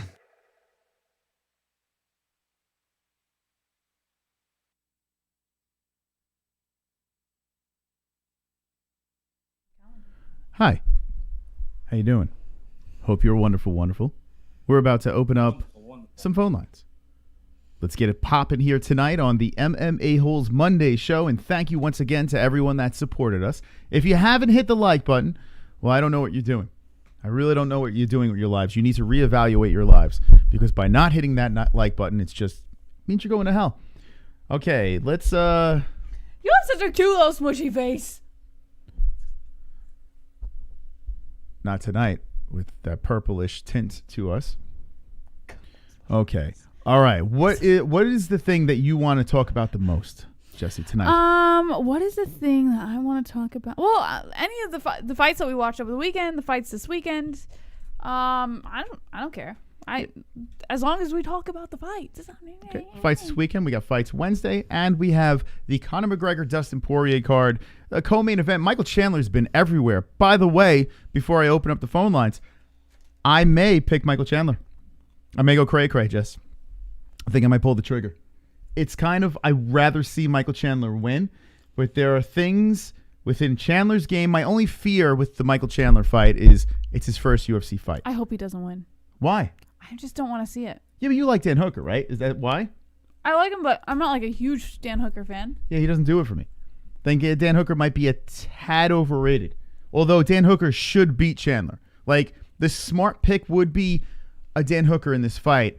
There is something telling me, little birdie, it's almost giving me the Blachowicz feel that I had, where I was just like, I feel like I got to pick Blachowicz. I don't know why. Such a good joke. Okay. It's giving you the Blachowicz feel. It would have been such a good joke, but I'm not going to say it. Well, you just said it. Because I respect your masculinity. But you just. I didn't say it. You just said it. So I didn't say it. 832, you're live with the MMA-Holes. What's your name? What's on your mind? All right, I keep getting in first. Nice. Happy MLK Day, wonderful. Mr. Pulse. Oh, thank you. You as well. Thank you for acknowledging that. It's not Pulse, it's Cliff. I mean, Cliff? No, this is Pulse. Oh. Who's Cliff? I don't know. Jesse's. Oh, I thought you were Cliff. Sorry. Jesse's. I don't know. I don't know what Jesse is. We must sound alike. Yeah, you guys sound very, very unmistakably similar. What's on your mind, Pulse? Okay, so yeah, I'm really excited for Saturday. Not so much Wednesday. I'm actually gonna miss that card. So yeah, screw that. But yeah, I can't wait for Saturday. But what I wanted to talk about was I was looking at the betting lines, and they got Ngannou as the early -175 favorite over Miocic. Wow. What do y'all think about that? Does Vegas know something? Dang it, Pulse! You relinquished one of my MMA news stories. Well, let's get to it then. That's actually pretty interesting. Oh, Pulsinator. So Ngannou looked great in the first round, right? Yes. And then Stipe adjusted and basically dominated that fight. Yes. To a man who is arguably the best heavyweight of all time in a rematch against a guy he already beat, and somehow he's the underdog. Is that fair? Yes, I find it very fair. I love it. I love that he's the under. I mean, but You now, said, is it fair? Yes. It's okay. fair. Well, here's the thing. Like, I'm picking Ngannou in the rematch, and I picked Stipe the first time around. Maybe we're just all like in this Ngannou trance right now. You know, maybe it's like we're all buying back into the hype train, and we're just smitten by the aura of Francis Ngannou, and we're blinded to the fact that Stipe Miocic should indeed win again. Are we all getting fooled here? What do you think, Pulse? I mean, honestly, I think that the trilogy with DC might have taken something out of him. You know, those were some pretty. The first one was a first round knockout, but the other two, those were wars. Those were the second one was a war. The third one was a real dogfight for Stipe. And everybody was making a big deal about DC turning 40. Miocic is 39 now, so it's like by the time this fight happens, yeah, I think I can see why. Plus, you know, I think the company really wants Francis to win. Yeah. You know, Pulse makes a good point about the whole first round knockout thing, because I remember mentioning this a little while ago about having seen Stipe get knocked out, and once a fighter gets knocked out, you know, that glass chin becomes a little more apparent. Wait, hold on a second. The glass chin, it's not in effect anymore. No, I'm saying when a fighter gets knocked out for the first time, it becomes a little more apparent in the future. So I'm wondering if maybe, you know, obviously Ngannou has that ability to catch him the same way. DC caught him, but I don't even think he was trying to catch him. Yeah, but DC doesn't nearly have the strength of Ngannou. Look at what Uncle Johnny Smith says. Everyone just wants Stipe to lose, which I think that's what's happening here. I think that's what it is. First of all, I think he's right. Do you find Stipe to be an entertaining champ? In the cage, yes. Outside the cage. On the mic, no. But then again, Ngannou on the mic is nothing spectacular. Ngannou on the mic would at least be funny to listen to. He's like, I've been to die, people. Stipe is just like, Stipe doesn't want to talk to anybody. He wants nothing to do with the media. Like he's always annoyed, but it's annoying listening to him. I think Johnny Smith is right. I think he's the one that hit the nail on the head. We're kind of done with Stipe, even though he's great in the cage. It's just the lead up and everything. Like we kind of don't care. I think that's what it is. We're all hoping for Ngannou to smash him. I'm with you, Pulse. I think with the DC knockout and everything else, listen, I'm Ngannou all the way on this fight. I've always been a huge Ngannou fan, so to me it's exciting to be able to see him get this opportunity again. All right, Pulse, anything else? Yeah. Oh, no, I was just going to say I agree 100%. I'm picking Ngannou too because I really want that to set it up for John Jones. Yeah. That's the fight we all want to see. Yeah. Yes. And, yeah, so I can't wait for that one. Also, I got a prediction vid out. Just throwing that out there. Check it out later. Nice. Okay. Pulse Reloaded has a prediction video out. Go check it out. Pulse P Dizzle, one of our moderators. Go check out his channel. Absolutely wonderful. Just lost all my scenes. It's because I figured out what causes it. If you hold down, like if you like click and you're dragging around a tab and you keep it on for too long, it closes everything else out. That's pretty awesome. Windows. Why are we doing that? All right. Anyway, I got him back open now. But here's the thing. He says he wants to see Ngannou versus Jones. No, he's saying if he beats Stipe, it sets it up faster for the whole Ngannou. That's the point. He wants to see Ngannou versus Jones. But why don't we want to see Stipe versus Jones? Because that's boring and Stipe would get run over by John Jones. But how? Because if you think about it, Stipe Miocic, the greatest heavyweight of all time versus the greatest light heavyweight of all time. I could give two fucks about Stipe versus Jones. So what is our deal here? Because I'd rather see Ngannou versus Jones too. But I'm just trying to think I think it's just Ngannou seems more fun. He has a more likable personality. He's a more likable fighter.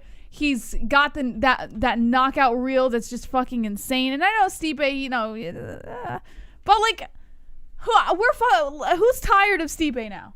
I mean, you got to be tired of him by now. It's weird. I feel like we are not doing our job as knowledgeable MMA fans. I feel like we're all, and I'm in this boat too because I'd rather see Ngannou too. I think Ngannou is a worse matchup for Jones. I honestly do. I think it's more fun. Ngannou has a better chance of beating Jones. Yeah. But if you think about the option of the greatest heavyweight versus the greatest light heavyweight, that should be a no-brainer that everyone would want that. But it doesn't seem like that's the case. It's not fun. Like, to me, it's just not I can't speak on behalf of everyone else, but on me, it's just not as fun. It's so much more fun to think about John Jones inside the cage with Ngannou. West There's Coast says nothing Jones entertaining about smoked DC. Jones will do the same with Stipe. West Coast. That is a incredible casual thing to say. Like super MMA meth driven, weird, casual stuff. I don't know, man. Like, how could you be that confident? You know?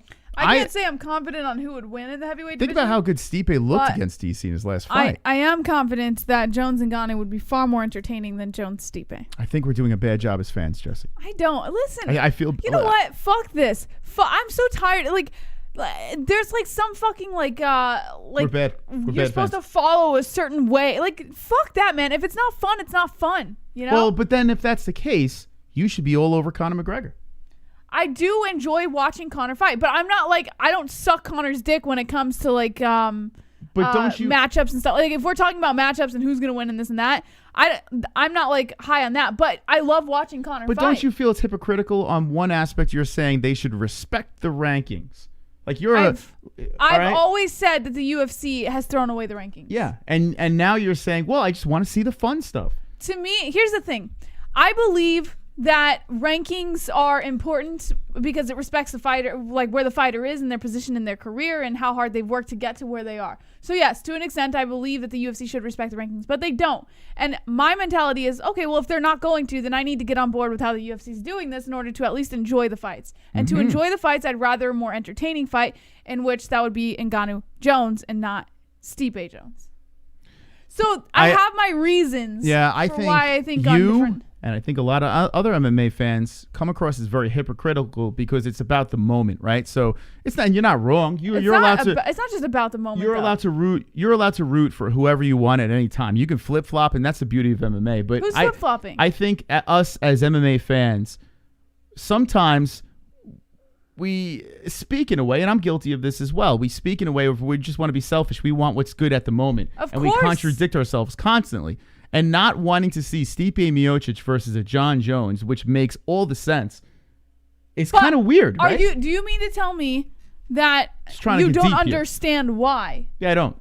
I don't believe you don't understand. Stipe is fucking boring. Like, he's so boring. Stipe is boring on the mic, not in the cage. Nonetheless, he's boring. He doesn't hype his fights. There's nothing that gets me excited about a Stipe fight. The fight itself doesn't get you excited. No, it does not excite me. You don't think Stipe could beat John Jones? No, I would rather watch Ngannou Jones. Yeah, I would rather too, but do you think Stipe could beat John Jones? I believe Stipe would have the good chance at putting in a good effort, but I still think Jones would win. Wouldn't you think? Okay. And listen, I'm mostly playing devil's advocate here because I'm just trying to get to the other side of things. I'm trying to like kind of break this thing down. How do we say Stipe Miocic is boring when Francis Ngannou fights for like 10 seconds, right? Wouldn't that be considered more like the whole build-up to a 10-second fight? That's a subjective question. Wouldn't that be more boring, no fight than a fight? It's subjective because some MMA fans prefer fights that go the distance that have a bunch of action, and some MMA fans prefer quick knockouts. But how? That's such a subject. You can't just ask that question and expect like a straight-up answer. But hear me out. How is Stipe Miocic boring when you actually watch a fight? And Francis Ngannou, you literally watch a couple of seconds and the fight's over. You just missed my answer. So I didn't. It's a subjective question. You can't just ask that question and expect someone to be able to answer it for you. What? Because every fan is different. Some fans, like myself, like watching knockouts and shit like that. Like, I like to see the quick knockout. I like to see something fun and exciting and brilliant. But don't you think that's contradicting yourself by saying that Stipe is boring, right? But you'd rather watch a fight for 10 seconds. That's not boring to you. I find Ngannou more entertaining, yes, with his fighting style. So then you are more of a fan that likes I don't understand what you're trying to do. No, hold on. I'm trying to understand. I'm not criticizing. But what are you trying? I'm answering all your questions. I know. I'm trying to understand. So you rather the build-up more than the fight, right? You like the lead-up, knockout, I like orgasm, the fun go. on the mic. They sell the fight. Yeah. It's exciting. It's fun. They get in the cage and they either beat the holy hell out of each other or they knock each other out. Okay. I love that. So then Conor McGregor is right up your alley. Yes, I just said I enjoyed watching Conor McGregor. Okay, so my other question to you then is, why the hell do you like Khabib? That's the only exception I make. That is literally the only exception I make.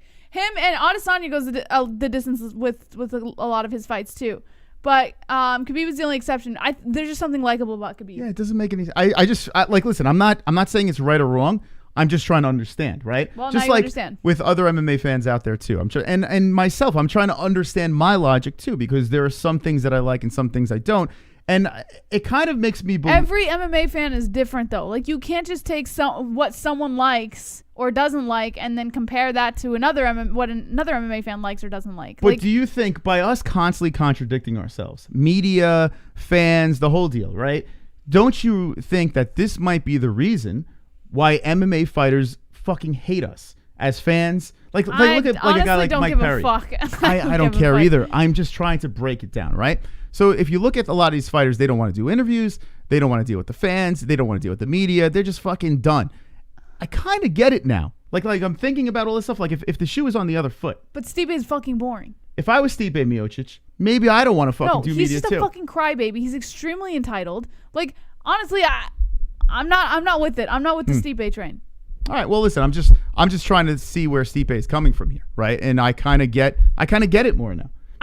Because you don't see other fighters behaving the same way Stipe is. Listen, I'm not saying he's acting correct, but I am understanding the way he goes about his business. Because here we are disrespecting a man who is the greatest heavyweight. There's no disrespect. Some people time. just prefer to watch other fighters over another fighter. Like, there's no disrespect there. I prefer to watch Ngannou over Stipe. What part of that is disrespect? Because I have an opinion on Stipe's fights. Well, you said Stipe's boring. He is boring. So isn't that a if false he takes statement? that as disrespectful, that's his own problem. No, but isn't that false?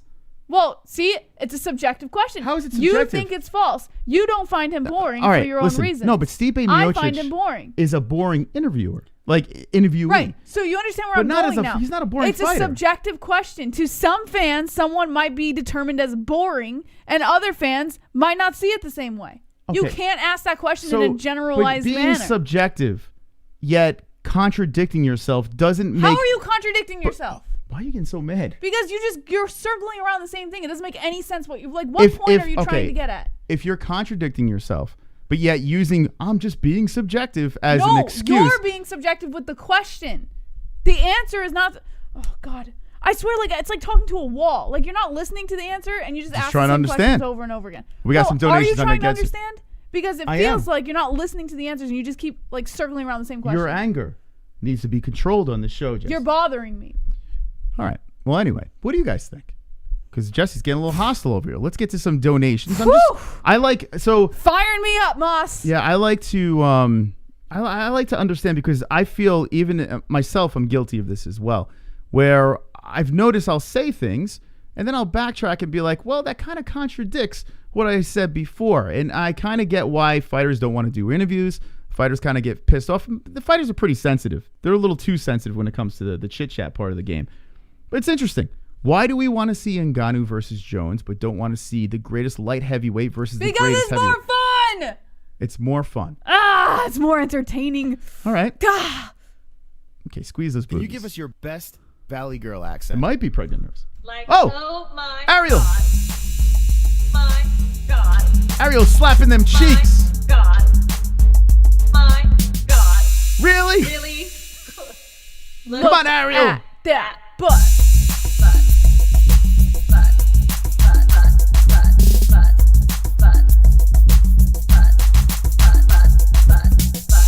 Oh my God. Save the show. Cheers, fam. Hey, Renee, thank you so much for the Ariel Helwani butt slapping donation. What if Ariel has ever seen that donation? And what does he think about spanking that ass? 100%. Ariel has. That's why he keeps saying, keep doing what you're doing. You think that's why he's supportive? Yeah, because he saw that donation. Okay. We're catching up on donos here. Super we'll open the phone lines in a second. S6ZQ. I'll say it. Stipe is boring. Yeah. Okay. It's fine. You're fair. Listen, we all have our fighters that we don't like. I don't see how Stipe is boring. In the cage, I see on the mic, yes. I'm with you. But in the cage, people thought Max Holloway was done, too. You know, like, it doesn't make any, I can't wrap my head around the fact. Yeah. It's just weird, man. All right, let's see what else we got over here in the donos as S6ZQ makes Connor fly. This is a very nice shirt, Moss. Established. I like it a lot. I like it a lot. Wonderful, wonderful. DVSV. Stiopic loses to Francis if his age and lack of commitment catches up to him this time. The winner of Jones versus Stiopic will be the one who lands the most devastating eye poke first. Francis will plain just eat JJ's ass in the octagon. Alrighty, thank you for the assessment. Super chat. Squid Jones. For me, part of Stipe's appeal is that he has the personality of a potato. You like that? Yeah, his personality's not there. He mumbles and that's not there. It's not even just that. Like, if you watch him like during post-fight press conferences and stuff, he's like annoyed. Even when he wins a fight, it's so crazy. He gets just annoyed for no reason with the media. Like, they're asking genuine questions. It's their job to ask you questions, and you're supposed to understand that. And he just gets like nasty. You know, he's just not watchable to me. I don't. The only boring fight I can think of off the top of my head was when he fought Ngannou. He had to nullify Ngannou's craziness by, kind of grinding on him. Other than that, I have been on the edge of my seat on every Stipe Miocic fight. Even the last one. I honestly, this is like... It's fight? Crazy. That last DC fight was great. But you were on the edge of your seat because of DC. So what about every fucking... I can't believe a poll started here, but let's go through. I mean, I think you guys are forgetting... Here's the problem. Maybe because of Stipe Miocic's activity. Like, he doesn't really fight as much. He bitches and moans. So you forget... He passes up on fight really opportunities. Good. And he won't defend unless it's a fight that he wants. Which I get. It's understandable, like, you're a champion, you're allowed to do that. But he fucking bitches and moans every time he's offered a fight. Put aside... I'm talking about his actual fights. Like... The two DC fights were fire. Absolute fire. In the first one, I mean, DC clipping him. It was crazy stuff. And then Stipe regroups and puts on a fantastic performance. Like, I don't get it, man. I really don't get it. Oh, you got the trilogy. Excuse me, I forgot. Yeah, they both won one apiece, knocking each other out. I completely forgot there was a trilogy. And then the third one, the rubber match, Stipe looked incredible. So you got two knockouts. You got one on each side. And then you have... the trilogy fight, which, I mean, all of them were good. Francis Ngannou, yes, I'm with you. The JDS one was fire. Alistair Overeem, I mean, he was getting cracked in that fight. You got the Verdum fight was spectacular. People thought Verdum was going to kill him. Andre Arlovsky, the knockout there. Mark Hunt, the knockout there. The lose to Dos Santos, which was 2014, the unanimous decision. If you want to say that was boring, okay, fine. But I mean, the problem is he's just not active enough. Now, if you want to put that out there and say, well, my problem with Stipe Miocic is he just doesn't stay active. You know, he's had injuries along the way, excuses, whatever you want to call it. Now you have an argument. He's not active enough. He's a big crybaby. He's nasty to the media. He doesn't sell his fights. But he's not boring. There's a million reasons not to like the guy. But he's not boring in the cage. In the cage. The one... All right, Jesse, I finally got you. One pro. Thank you, Jesse, for getting to reason. Shake my hand. And thank you for coming aboard. People forget, and I have to remind them of their craziness. All right, let's move back into the phone calls. And damn you, Pulse, for sending us down that road. Darn it, Pulsinator! How dare you, Pulse? We have like a Conor McGregor's fighting this week. We got Magny versus Chiesa. Max Holloway looks great. And we're talking about Stipe Miocic. All right, let's get the phone lines back open. Stipe Miocic jumps into the mix. I never in a million years would have thought that. 832, you're live with the MMA-Holes. What's your name? What's on your mind? Yeah, I'm sorry. I had to go back to back real quick just to say one thing. All right, make it quick. The reason we like real street fights. Were you bored by watching Amanda versus Cyborg? Was I? No. No, not at all. But they were both throwing punches there. Whereas Ngannou, when he knocks people out, there's really nothing going on the other end. Just a complete... That's not true. Freight train. That's not true. It depends on who he's fighting. Yeah, what did Rosenstrike land on Ngannou? Listen, but he was still trying, at least at making an attempt. He was trying. All right, Pulse, listen, thank you for the call. I appreciate it, but we have to get off this topic. Later. Jesus. Pulse comes in with the good topics, man.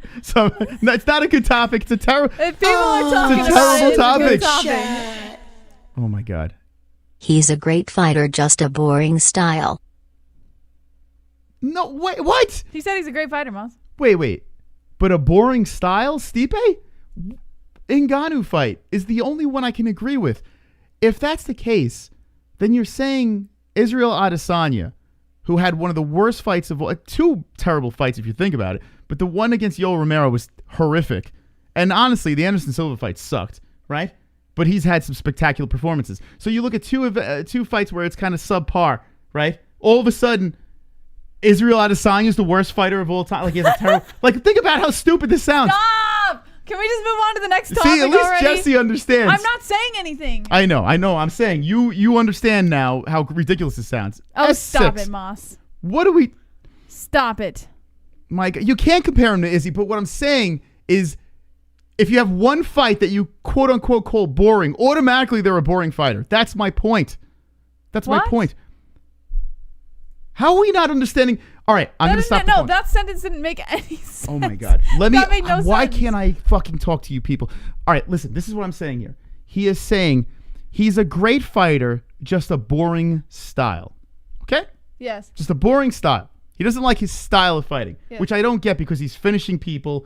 He's finishing So everybody. he personally finds his style boring. Yes. So if you think about Israel Adesanya, right, who had, that one fight was horrific against Yoel Romero, right? You could say, well, I don't like his style, but yet he's smoking people. So what style is boring? He's finishing people. I don't know. But they're competitive fights. Like, I don't understand. I don't understand how you're comparing. All right, get me out of this fucking conversation. This is the dumbest. This could possibly... Pulse, I fucking hate you. This is the dumbest fucking conversation I've ever had. Stipe is boring in interviews. I agree. But a boring stylistic fighter... Like, what the fuck are we talking about? You're trolling. You're all trolling right now, and I need to get out of here. My goodness. Oh, God. This is crazy. 281, you're live with the MMA-Holes. What's your name? What's on your mind? Hey, what's going on? This is Manny C. I'm trying to bring some peace to this conversation. Please help me. Well, I think we kind of live in this, it's a sport, the most exciting sport with the most boring athletes.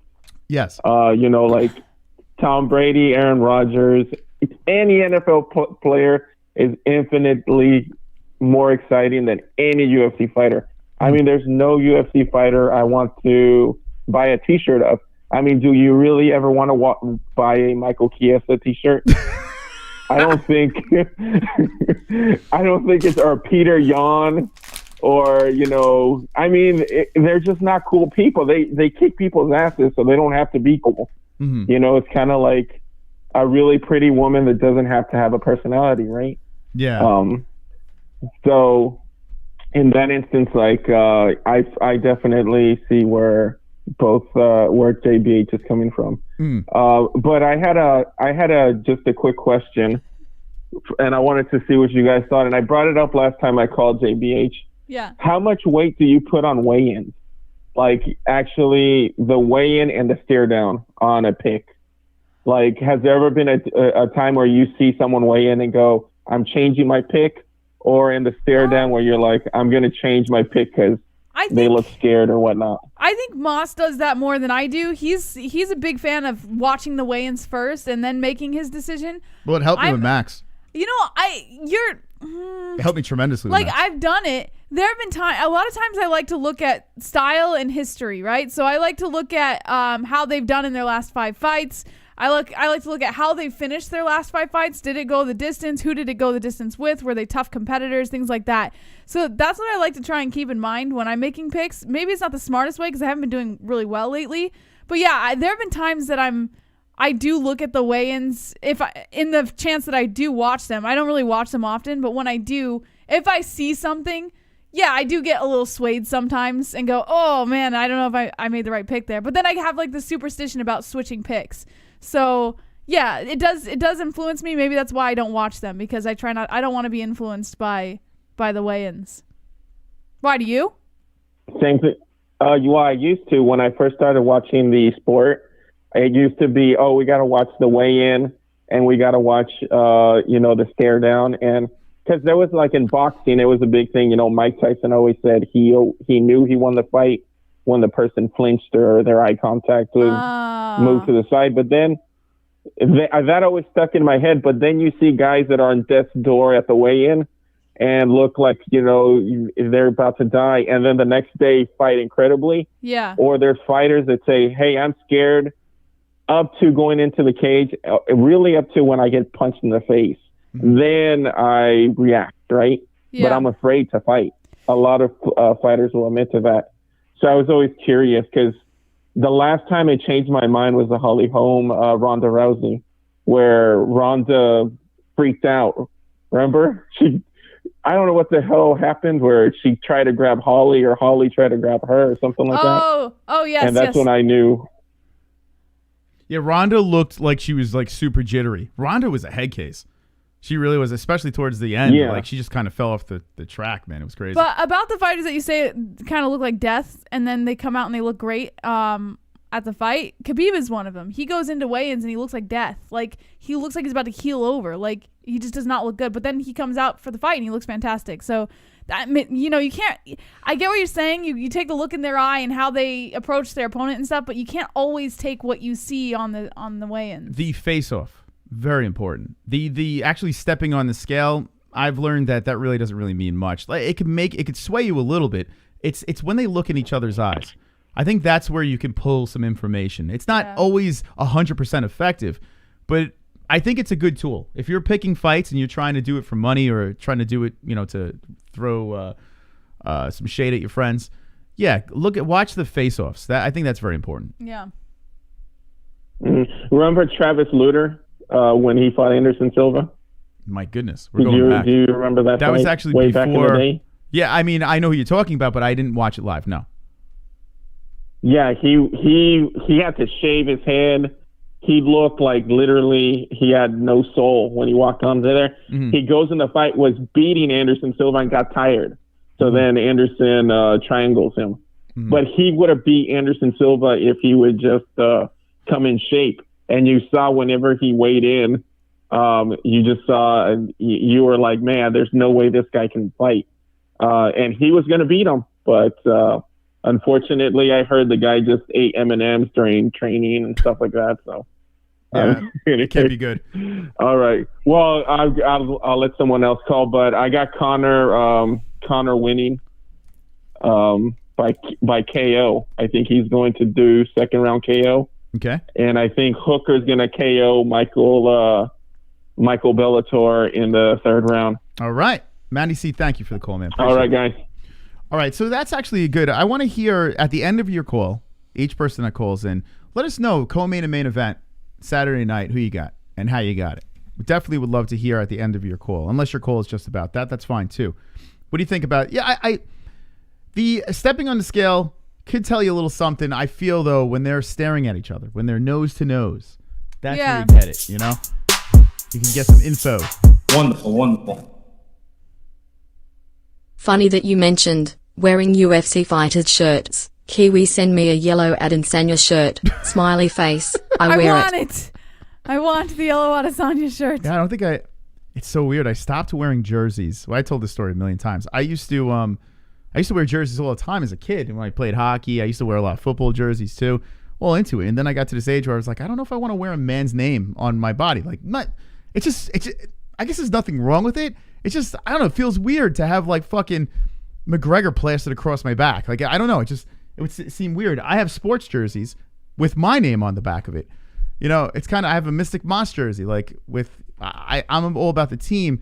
But then again, fighting is not really a team sport. It's all about the fighter.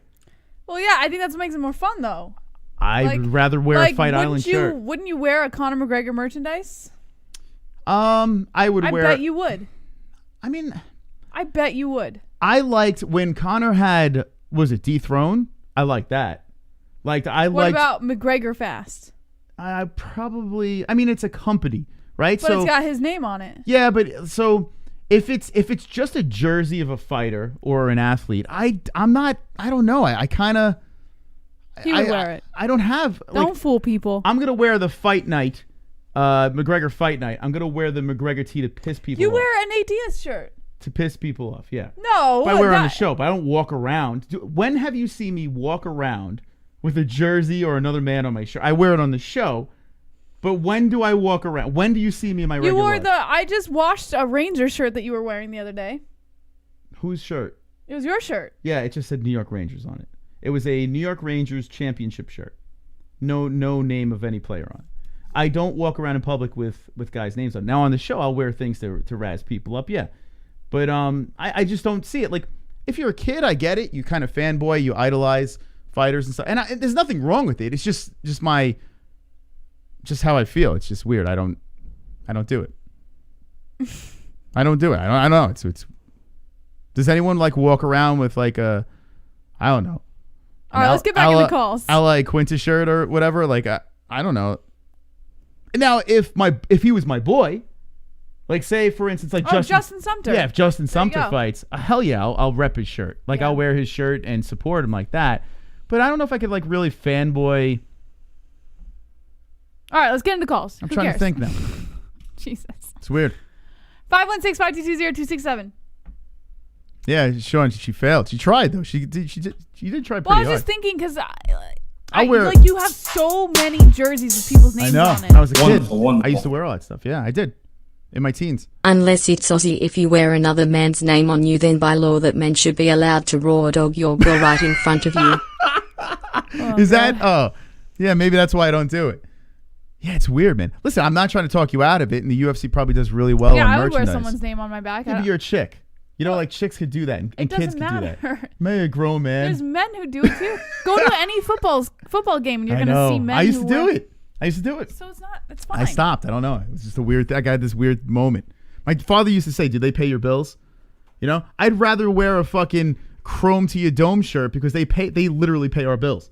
You know, they keep the lights on this show. So I would wear a chrome to your dome. I would wear a Roberto Hernandez shirt, 100%.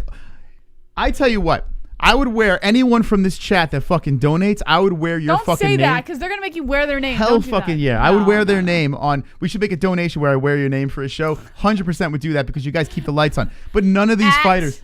Roberto Hernandez. None of these fucking fighters like they're entertainment for us, right? I don't know. It's just weird. All right, let's get back to the phone calls. 516-522-0267. We keep getting. Would you wear my name and I'll wear yours? Well, since we're gonna have the same last name, sure. I would wear your name. Dang it. Well, would you wear JBH or JBM? Yes, I would support you. I would support my son, my daughter. I would support my wife. You know, I would support a good friend. So if I have a buddy that's training or fighting, like if the Ford or William Knight's fighting, I would 100% support them in that way. 607, you're live with the MMA-Holes. What's your name? What's on your mind? It's Jay. S6ZQ. I forgot I changed my shit, but check this out, right? So you know how we was talking about the whole Stipe situation. I know you said you was over it or whatnot, but look, all I'm saying is how many boxers in the heavyweight division have we seen? You know what I'm saying? And it just gets like repetitive. Who is this? S6ZQ. Okay. So I'm trying to get your point here. So you're saying how many boxers we see in heavyweight? No. All I'm saying is we're seeing so many boxers in the heavyweight division. Like we're seeing so many people that just box, and it just gets repetitive, and it's like it just so it just gets boring. Like when you have a really good heavyweight boxer, it just gets boring. Yeah, I kind of agree, but the thing is, I can't I agree, but I can't agree fully because I do like Khabib, and people argue that he goes on the ground all the time and he gets boring against the cage. But like, I get where you're coming from. Like, who have we seen like Stipe? Stipe is he can fight on the ground and on the feet. Like he's a hybrid. He's a true MMA fighter. That's why I said that he's a great fighter. Mm-hmm. He is. He's a great fighter. I'd say greatest heavyweight of all time in the UFC for sure. Mm-hmm. But I'm just trying to wrap my head around. So you'd rather see a fighter that goes in there, just slings the gloves. I mean, I'm just trying like a gunslinging boxing type heavyweight. That's more your cup of tea. No. See, like I like even technical fighters. You know, fighters that have a specialty. They're still fun, but it's just we've been seeing so many boxers in the heavyweight division that it just sometimes get boring. But what I'm not degrading Stipe Miocic at all. You know what I'm saying? I'm not degrading him at all. He's a great fighter. Mm-hmm. But I'm just saying it just gets boring. You know? Okay, listen, and you're entitled to thinking Stipe is boring. Like I find fighters boring that some people find exciting. I'm with you. I'm just trying to wrap my head. So in this I guess situation. what Moss is trying to ask is, what is exciting to you then? If that's boring, what is exciting? Yeah, who's an exciting heavyweight? He was an exciting heavyweight. it just got boring over time.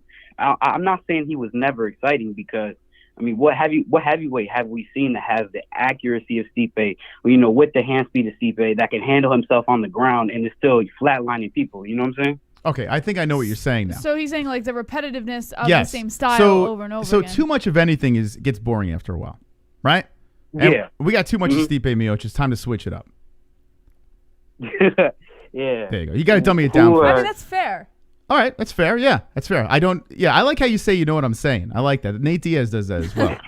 I'm going to start bringing that into my conversation. You know what I'm saying? All right. Thank you.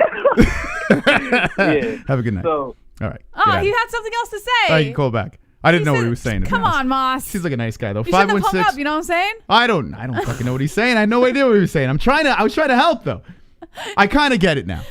That's a fair argument. That's a fair. You know when you ever notice that a lot of people that say you know what I'm saying a lot, usually you never know what they're saying. So they keep saying it because most people I don't say know you what they're know saying. a lot. Yeah. Do Seems you like a know nice what guy I'm though. saying?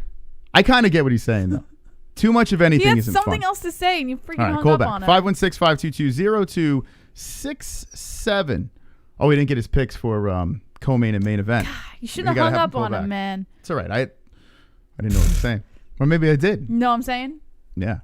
516-522-0267. Why are you wiggling your legs so much? You anxious? No, I had some Java and Maybe stop drinking all the Java, Moss. That's really disgusting. Like, I don't want to smell that. well then close your nostrils. Coffee breath burp.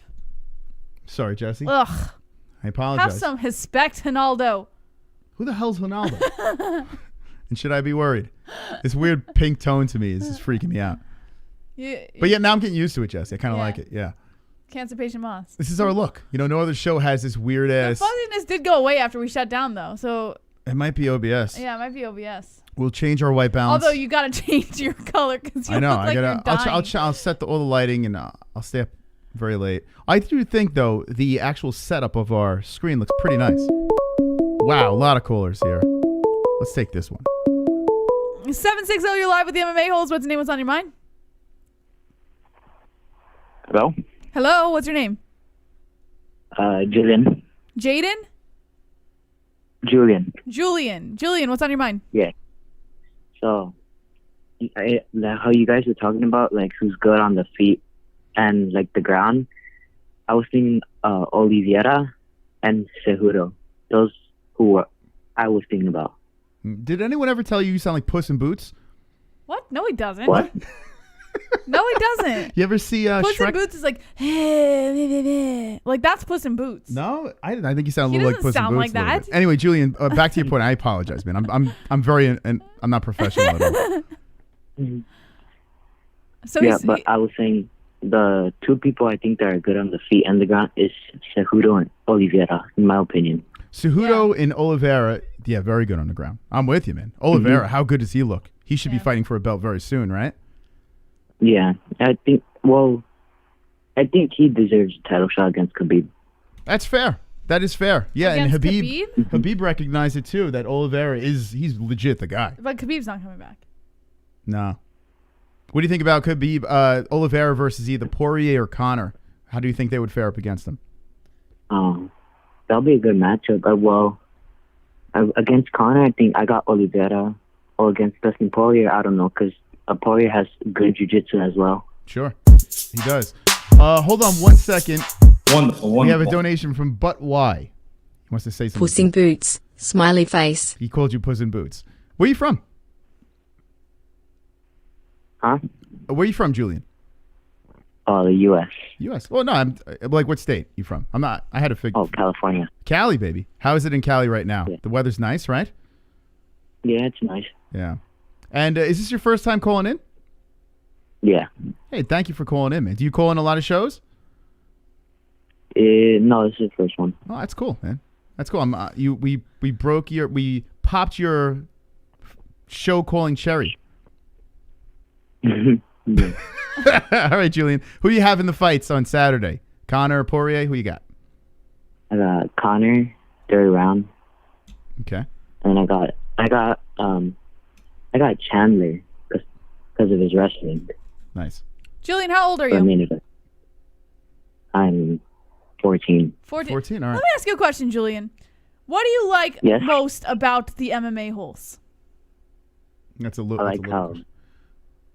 I like how. Well, I don't know. There's. Me too. I like it because of like, I don't know. I just like fighting. I like the hype that goes to it. Like they say, "Oh, I'm gonna beat you up." Gotcha. Like that kind of stuff. Like the trash talk. That's what I kind of like about it. And then sometimes it lives up to the hype, and sometimes it doesn't. But I like when it lives up to the hype. Well, Julian, listen, that wasn't the question, but thank you so much for the answer. And call in anytime. Yeah. Okay. Have a great night. It's Julian. That's 14-year-old Julian. Moss was just talking this morning about how like we have a very geriatric demographic. We need more Julians. Like we for need sure. more younger demographics. Julian, tell your friends, come aboard. We're all dying here on the MMA-Holes. Like we are so old, including myself, way too old. We need a youth. We need So we're trying to figure out what is it about the MMA-Holes that these younger kids like that we have right now, so we can reach out to more. He probably doesn't know who Puss in Boots is, by the way, right? Yeah. Yeah, he does. You think he does? Yeah, that he came did out. sound like Puss in Boots. Let's be honest. No, he didn't. No, but Aw, super chat. Julian, he's all right with me, Julian. Y'all are embarrassing him. Stop that. What are you talking? What do you mean? It's Julian, man. That's 14-year-old Julian. I like that. Julian should call in more often. All right, 516-522-0267. Give us a ring. And I like to hear fresh new voices. That's actually kind of cool. Mix it up, switch it up. Yeah.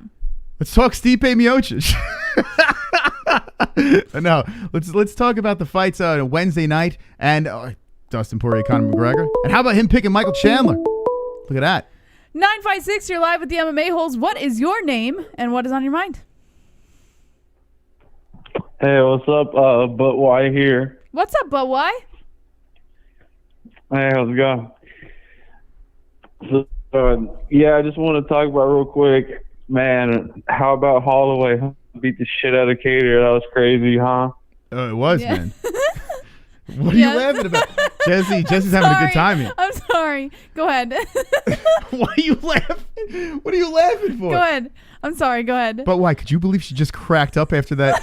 You were politely asked us, what do you think about that fight? It's just that was pretty crazy, huh? What was so funny? What was the game about? Nothing. Go ahead. I'm sorry. Are you high? I apologize. But why? Who, Jess or me? You are you dabbling in some ganja or anything, or are you just like I mean, that's besides the point. How about Holloway, huh? Yeah. Oh damn. How about him? I don't know. Yeah. Tell me how. I mean, you look great. I was watching him while I was playing Grand Theft Auto on my phone, ESPN Plus app, and it was crazy. Yeah. It was absolutely wild.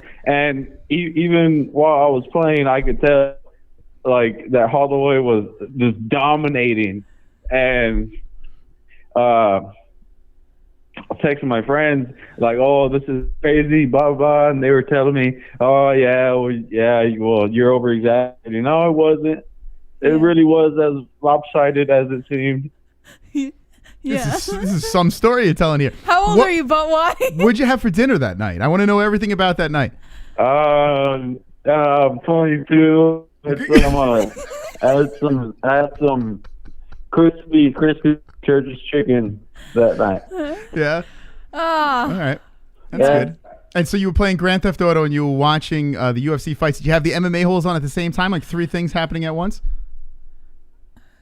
Yeah, I did actually. I got my tablet. Nice, man. I like that multitasking. Did you win in Grand Theft? Did you get any good heists in Grand Theft Auto? Yeah. We were actually in the casino heist. Yeah, I got about $2.2 million right now. Nice. That's a good game, huh? That's pretty good, man. Look, Grand Theft Auto is actually in the chat right now. It's like it's fate. Oh, there he is. Hey, what's up, man? It's fucking fate. Well, I don't want to waste too much of your guys' time. I just wanted to call and thank you. We I'm appreciate so it. blown away by Holloway's performance, and yeah, I'll get you guys later. Thanks, man. I like but why. He's blown away. The calls are great tonight. You guys are fantastic. But why? Can you call in more often? I was blown away too. I mean, listen, I think we all were, right? He should call in more often. He's telling his buddies, like, guys, Holloway's killing this dude. Like, no, he's not, So man. he's 22. See, Moss, we don't have a geriatric audience. I Stop feel with better that. now. You know, I feel better. He's 22. The youth is calling in. 732, you're live with the MMA-Holes. What's your name? What's on your mind? Man, about time I get through these lines. Another youth! All right, Justin. Excuse me. Nothing. Go ahead. Man, so how about Holloway? Dominated, I'm glad I picked Holloway. Holloway decision, called it on the spot. But were you blown away? Man, I said, excuse me? Were you blown away by his performance? Like, but why?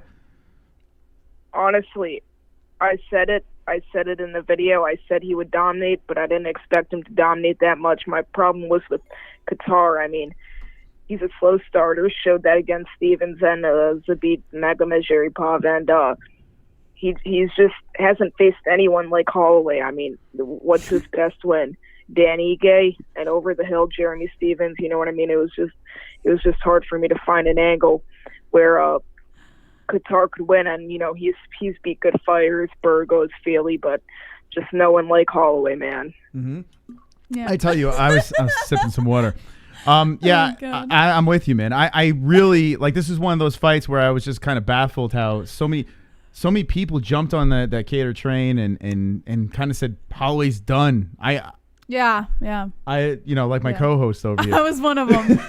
Honestly, Moss, I know you thought you misunderstood my paragraph about a week ago. I didn't say Holloway was done. I said if he loses to Kattar, I don't think he's done. He can probably still beat a few more ranked contenders, but I think his title shot days are over.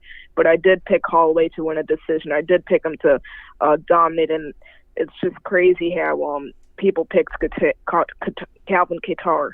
Yeah, I mean, I think the problem is and including myself, when it comes to Volkanovski, we got to give that man a lot more credit for what he's achieved. The guy. Oh yeah. I mean, maybe it's a matchup thing with Holloway. Maybe it's a little bit problematic for him, but the guy's the real deal. Other than Volkanovski, Max is the man. Max is he's still top dog. Only 29 years old. Made Calvin look like novice out there. It was a blessing to watch that fight. I enjoyed it very much. Very much. And how did Felipe Taffa not get fight of the night, man? Okay, do people understand the meaning of a great fight? I mean, and Kattar Holloway was a great fight, but it was one-sided. It wasn't like Kattar was making it competitive. I mean, okay, maybe he was leaning back on a jab and countering with the right hook at times, but I don't know how Felipe Taffa didn't get the main event. One of the best heavyweight fights I've seen in my time. Just two big boys slugging it out, and the way they traded the last 10 seconds, man, I mean, that was crazy. You could say Taffa won, you could say Felipe won. I think we can all agree it was a great fight. Quit throwing the robbery term around Twitter because you guys don't understand what robbery means. It was a close fight. I thought Taffa won, but I can see why they picked Felipe. What you guys think of that? Yeah, it could have went either way, but I think they got it right. Yeah, I honestly, I feel they got it right as but well. If they went Taffa, I wouldn't have been like, oh my god, like I wouldn't have cared. It was crazy. Well, I mean, more crazy is the Matt Brown situation. I mean, you've had experience with Matt Brown. How about my boy Matt Brown, man? I mean, okay, he got a body lock takedown. First of all, you guys know I'm a good buddy of Matt Brown, and I'm a good buddy of all the guys at Hammer House, Team Hammer House, but I thought he was crazy saying he won the fight. Okay, maybe you could have won round one. You got a body lock takedown about 30 seconds in, but then Condit was piecing you up with elbows on the bottom. He got the second round. He got the third round. I mean, I picked Matt Brown. I thought he'd get the takedown, but I guess I just underestimated Condit's bottom game, and stuff to see. I did notice what Mark Coleman said, and that's how could you not love Mark Coleman? Just read what Mark Coleman said on Matt Brown's comment. Was as close as it gets. Could have went either way. You did end up on top. We are all proud of you. Be proud of yourself. You're a winner. See, I love that. Mark Coleman took the high road there. It could have went either way. Like, he's just kind of smoothing it out, but basically saying, move on. I like that. He put that together very nicely, Mark Coleman. I mean, 30-27 is ridiculous, and I won the first round 100%, yada, yada, yada, what Matt Brown said. A little too salty, in my opinion. I agree. Yeah, I mean, I was hoping Matt Brown got the robbery win, but you know, the judges, they get it right every one time again. But yeah, Ponzinibbio, man, you know, I did pick Ponzinibbio decision. But people were just crazy with this pick, saying Ponzinibbio knockout round 1, Ponzinibbio, you know, knockout 30 seconds, and you're basing Ponzinibbio off a Ponzinibbio that we saw 2 years ago, and the Leech, I mean, he's a killer, man. It's crazy how confident people were in Ponzinibbio. I knew the layoff was going to be bad. The Leech, I mean, look, they were trying to get Ponzi to win, but the Leech is no stepping stone, you know what I mean? Happy for the Leech, but of course a part of me is feeling down for Ponzi, you know, out of the game for 2 years. If he kept up, who knows where he could be now, but hey, don't take layoffs. Not everyone's like Cruz, eh? Maybe they should have given Ponzi a little bit. Justin, you from Canada? Hey. Who said that? What's that? Excuse me. I'm sorry. We must have broken up. The Ponzinibbio, maybe they should give him a little bit of an easier fight, a more favorable matchup on a long layoff like that. Lee is tough. He's a tough dude. And I thought Ponzi was going to win too, but the layoff definitely played a part in this thing, and a huge win for Lee. I like that kid a lot. Yes, sir. And, man, you know, this card was great. Look, okay, the prelims weren't the best. I thought the Felipe Tafa fight was good. Of course, my girl Edwards showed up. You guys knew I was talking about her all week, and but the prelims weren't that good. Of course, I had to watch Melo Moraes. Kind of bored me. But how about the main card? You know, UFC. I believe their first event on ABC, and boy, did it deliver, man. Absolutely. I'm not gonna miss the. Excuse me. I said absolutely. Yep, I'm not going to miss the Crow Cop head kick. How about D. Chirico, man? Look, I picked Buckley. You know, there was a part of me, I was texting one of my friends, and I'm like, I just finished watching tape. I think I'm going to pick D. Chirico. But then he was like, oh, no, you know, and it started explaining all these things and how D. Chirico couldn't handle Zach Cummings' forward pressure. And I'm not going to say I bit into the hype train, but I thought Buckley was going to win a decision. I did think he was overrated, and I still did going into that fight. And, man, it just showed, man. I mean, the guy's overrated. D. Chirico's no bomb, but, I mean, come on. The Buckley always dipping his hands, and that Crow Cop head kick, it caught him. Wow. So you're saying Buckley a little overrated? For sure. I mean, Wow. 2-2 in the UFC. I think he's overrated for sure. Yeah, but he did lose. I mean, if you look to D. Chirico is not like someone that you can be like, oh, well, I mean, D. Chirico's tough. Excuse me. You're saying Buckley, he delivered. He was built up for all the hype they gave him. You're saying he lived up to that hype? Well, okay. So when he fought Impa, I was all over Impa. I think Impa was the guy, right? And he has that spectacular knockout. And then I'm like, okay, Jordan Wright's going to take this dude. Now, Jordan Wright, he might have been Jordan Wright is a bomb. Yeah, he was a little overhyped. So I'm with you on that, but Impa's not. Kevin Holland, losing to Kevin Holland, we all know what Kevin Holland could do. So that's not, I can't really knock that. This Di Chirico fight, I think what happened was Buckley got a little swollen of a head, you know? A little too confident. He might have needed this fight against a Di Chirico. And I think he could bounce back. I was not on board in the beginning. I think he has the tools. If he could regroup, bounce back, they put the right opponent in front of him, gets a win, then we can start talking about is he overrated or not. I think it's still too early. Even though he's fought in Bellator, he's been around the block. I don't think it's too early. So you think what's that? His third time getting knocked out, 2 wins, 2 losses in the UFC, and I was talking to Impa. He agreed with me that Impa was starting to take over as Buckley got the knockout, and man, I mean, just look at the way he strikes. I mean, he's too confident. You know, he looks for that overhand too much, and yeah, no, I think he's overrated. Wow.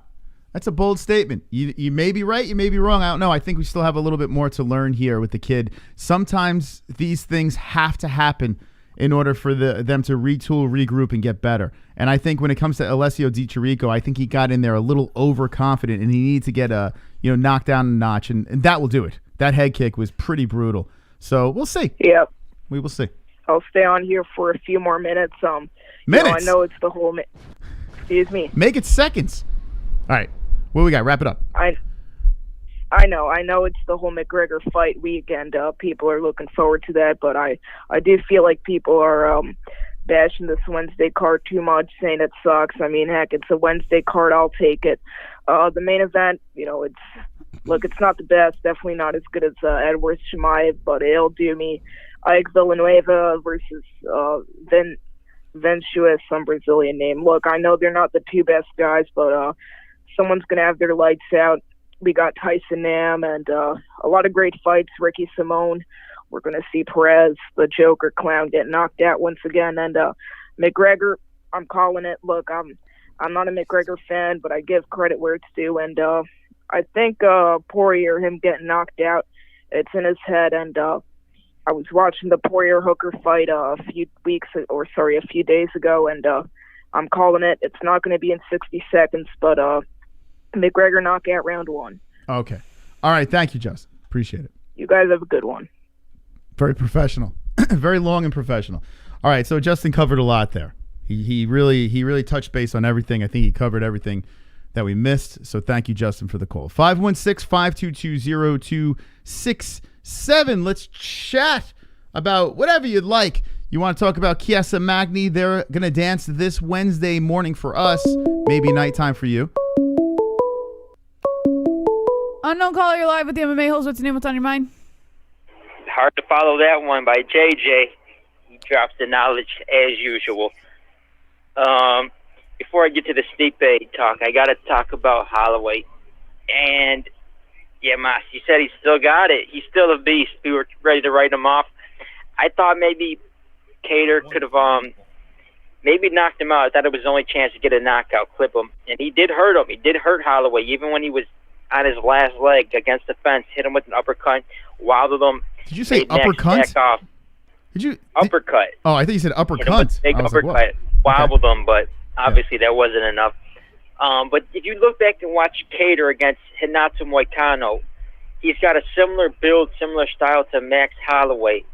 That should have been a sign that, like, the exact same style, volume puncher, a lot of pressure, and he destroyed Kattar, lit him up, leg kicks the whole night. Mm-hmm. And then he kind of struggled with Dan Ige. That was supposed to be a showcase fight. Went to the decision. Yeah. Like, you're supposed to knock Ige out. Like, you're set up to make a really big statement. He didn't look too good in that fight. So the writing should have been on the wall. But this brings me to my next fight, Volkanovski.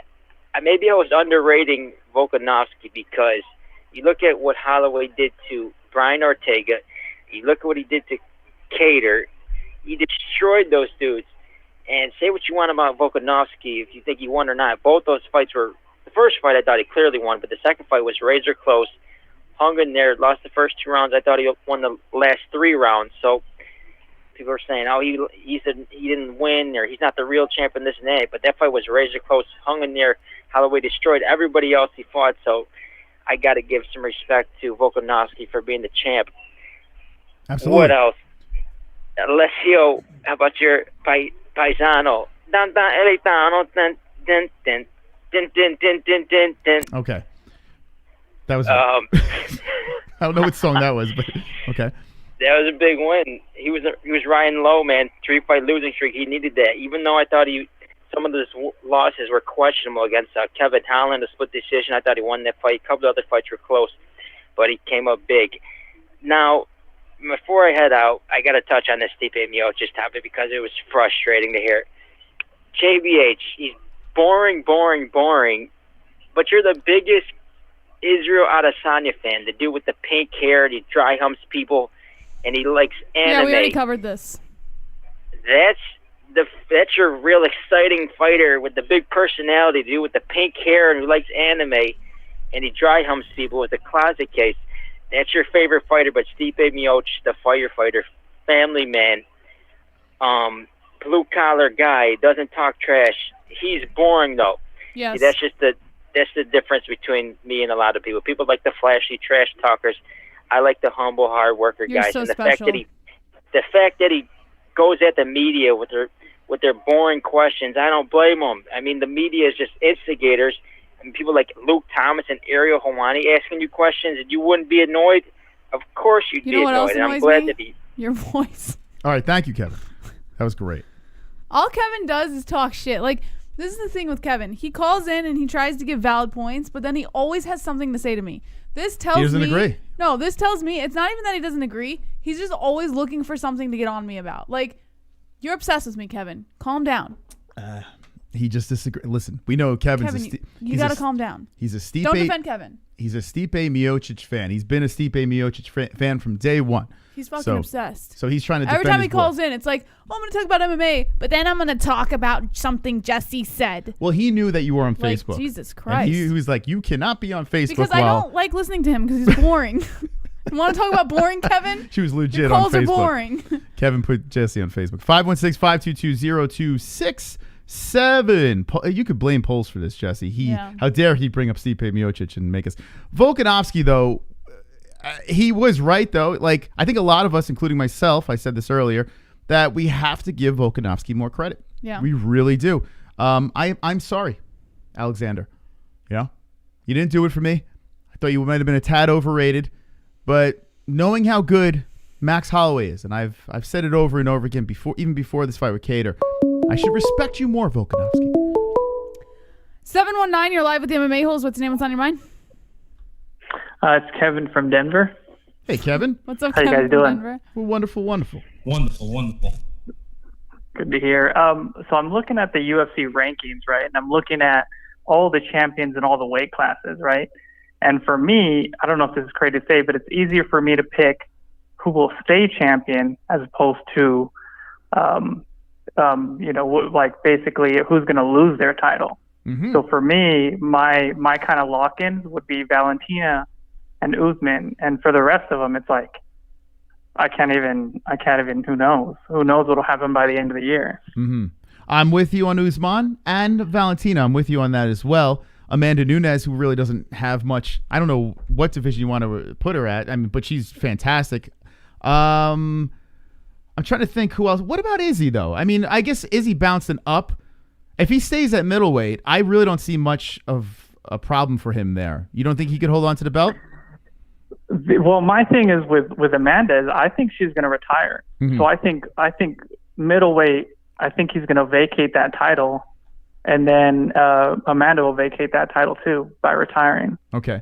So yeah, if Izzy does go up, he is going up. If he stays up there and plays at light heavyweight or chases John to heavyweight, he could possibly vacate that middleweight class. Yeah, I'm kind of with you. You know, Figueiredo, who looks great, you never know. He's not Mighty Mouse right yet. We have to learn some more. You got Peter Yan, who's got a really tough fight with Aljo. Alexander Volkanovski, he's got his hands full over there. Yeah, you might be onto something. What about Blachowicz? You going to completely write him off? No, I'm not writing him off. It's just Izzy's. In my opinion, Izzy is going to be his toughest test today. Mm-hmm. Like one hands down. Okay. Anything else on your mind? Another thing we're talking about Izzy too. I think because I'm looking at all the fighters, I think he's the only one that has a chance of becoming a three-way champion in the future. Obviously, very possible. It is. Because if he beats, the light heavyweight and then he beats John at heavyweight, like that'll blow my mind. If you put the right pieces in front of Adesanya, I can definitely see it. Blachowicz, I feel, is a tough task, but is definitely a winnable fight for Izzy, right? I know Jesse's on board with that. You look at heavyweight, there are a couple of guys over that you could say, this might be a way. John Jones, it's a possibility he beats John Jones. I don't think he does. I think we're going to need someone else to somehow get that belt. Do you think he beats a guy like Ngannou? I don't know if I can see that. The only reason I think he beats John Jones is because I think in about 3 to 5 years or whenever it happens, I think John will be at the point where, I don't know, he'll lose a lot of motivation or something, and then he'll kind of catch him or something like that. That's kind of how I see the scenario going on. Catch John as opposed Jones to like a focused and prime John. Yeah, it might be his only way. Yeah, because I'm thinking about these other guys, and I don't think he beats Stipe. I don't think he beats Ngannou, and whoever else is going to be in the mix, it would be tough.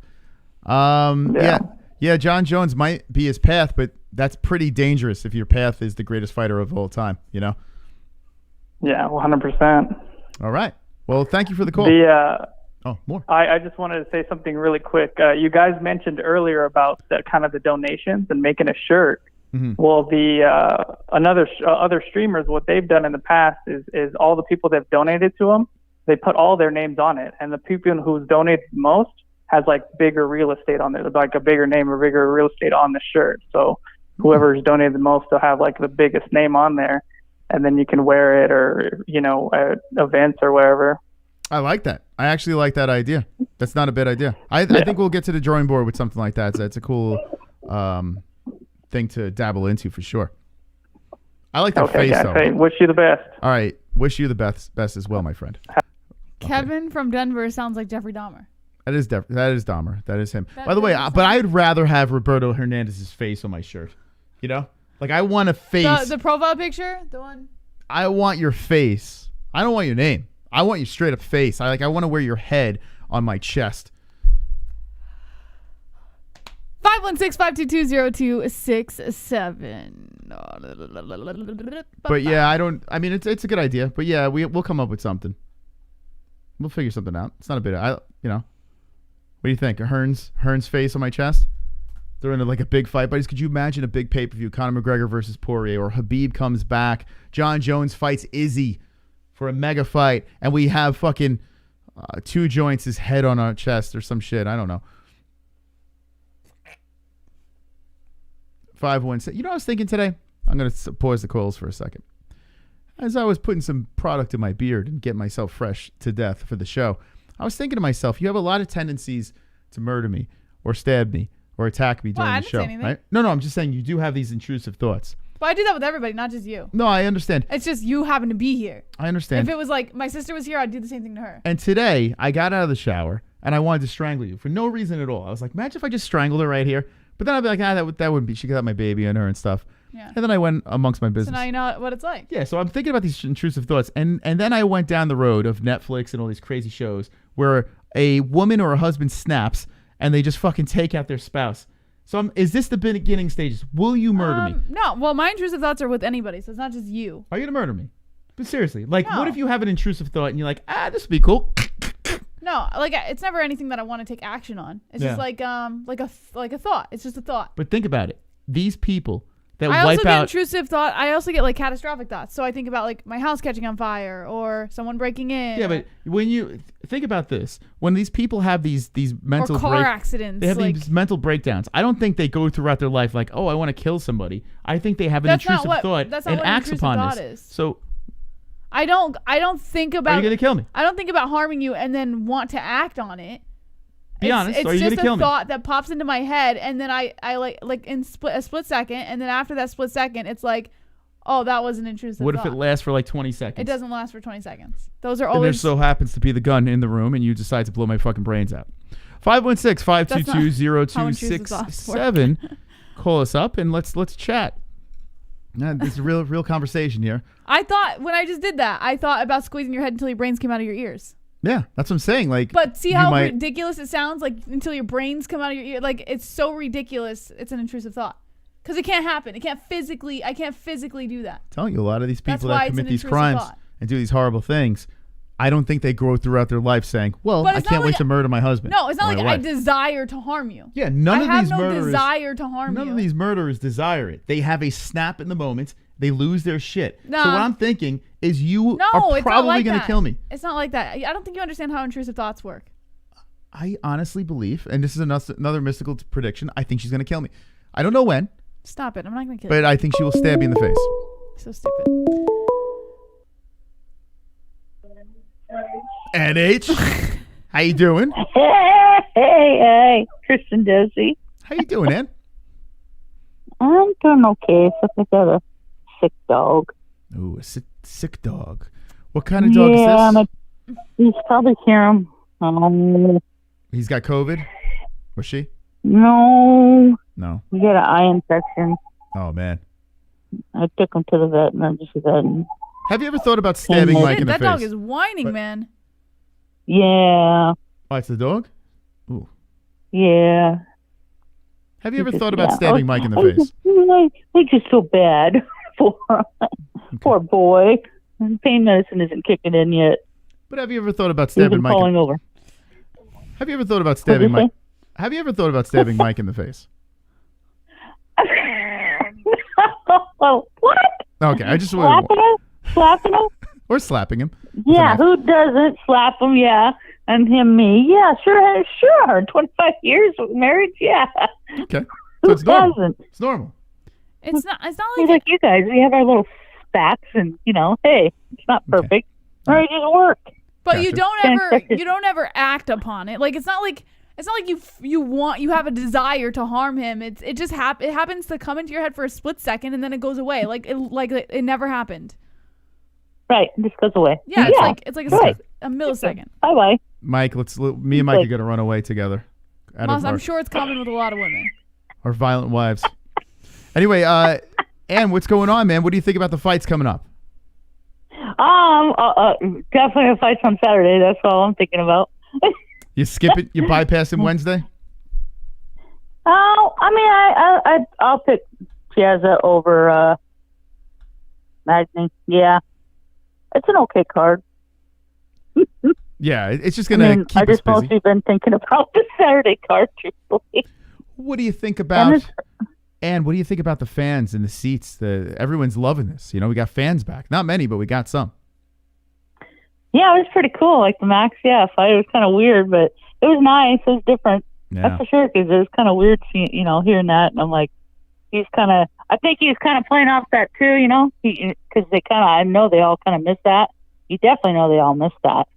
I mean, they probably like this, but they probably don't like not having the crowd there. But I kind of miss the crowd, because obviously people can go there to watch the fights. That's what you want to pay for instead of just watching them pay-per-view all the time, You'd rather go see fights, which I hope that's going to happen again someday.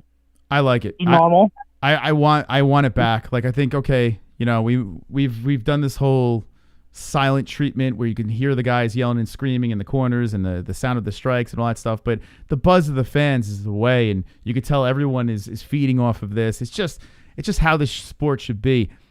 What do you think about Justin Jr. in the chat screaming at us saying there's going to be no fans in the seats for last Saturday's event, and once again we're right again and Justin's wrong? What is that about, Ann? Justin's wrong. You'll be it's great. We'll be back. We'll be back in the seats. That's what's going to happen. Eventually, it'll happen. He's always yelling Everything's at us in the not going chat. to get back to normal right away. We all know that. Okay. And did you? I think I read something about Roxy. Roxanne. I thought I read something that she said she has the most fights of any woman fighter. I think in the UFC. Does she really? I think, is that right? Wow. I thought that's what or she put herself on Twitter, I think. Yeah, I'm not sure. She is gorgeous. She is definitely the prettiest fighter. Isn't she gorgeous? She really is. She's got very voluptuous breasts that no one really that they're underrated. I'm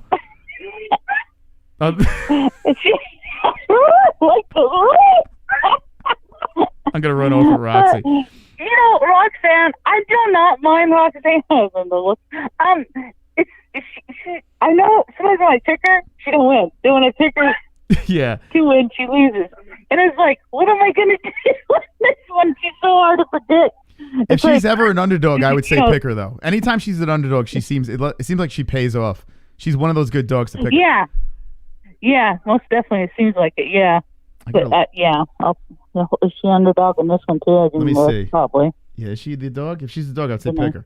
She's always a good dog to pick. She's at plus 250. Go Roxy, baby. I like Roxy. I thought she's improved a whole bunch since Tough. I'm sorry. She has. She looked really bad on, from there to now, she looks a totally different fighter. Wow. I can make fun of her on her looks, but I don't think she's a pussy fighter, that's for sure. No. She'll kick your ass. I tell you what, Ann, I'm telling you, I think she might be a good dog to pick. Plus 250 against Vivian Araujo. Wow. It's a big underdog. I can barely see it. That's a big underdog. Yeah. Yeah, I want to pick her. She's going to win. I'm going to definitely pick her. Wednesday. Yep, for the fight. Yeah. Nice. Most definitely. All right, and so and who I do you like have? Diaz. I think he's going to win. So, and Justin says I never talk MMA. So sorry, Justin. I have more of life than It's okay. He's. I love MMA. Love you guys. Love the show. Support the show.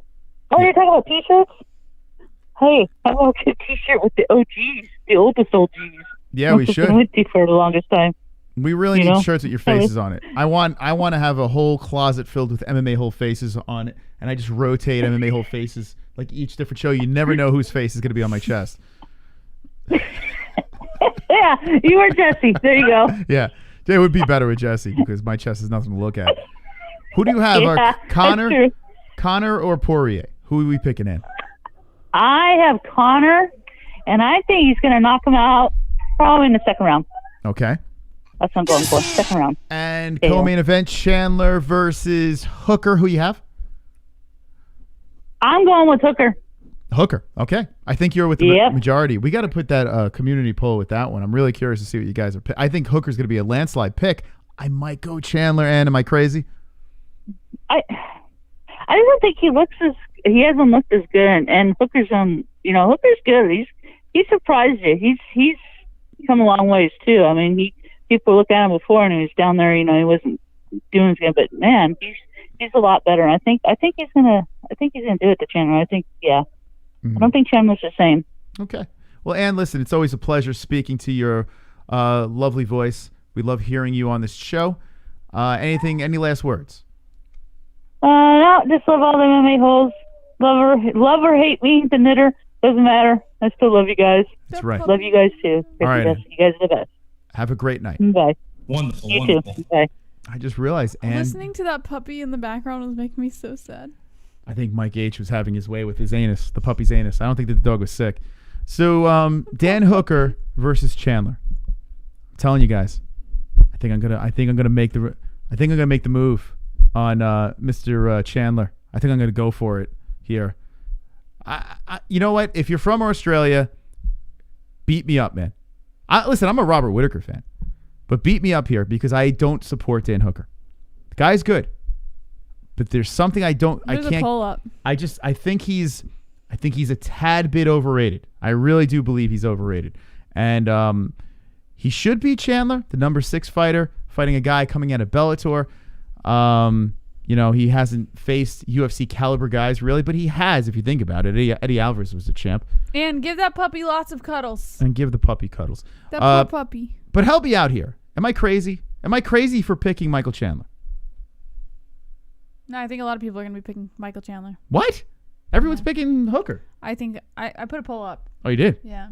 Okay. So I think a lot of people, I don't know, I have a feeling. All right, we have 12 minutes left in this show. Go to the community section, jump on our community poll, and let us know who you have. I'd like to get the votes in here.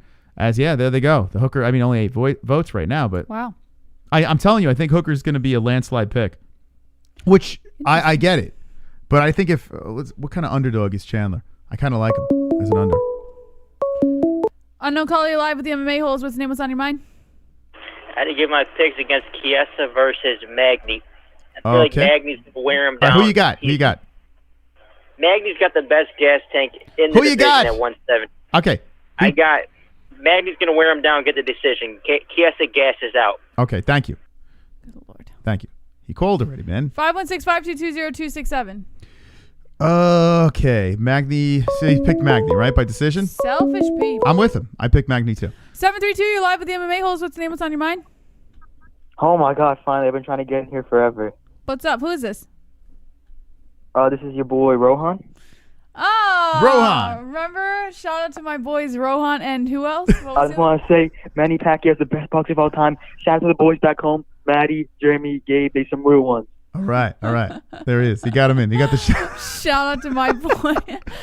Where's Sober Carl? We got to get Sober Carl in. Oh, yeah. He would really tie up the show very nicely.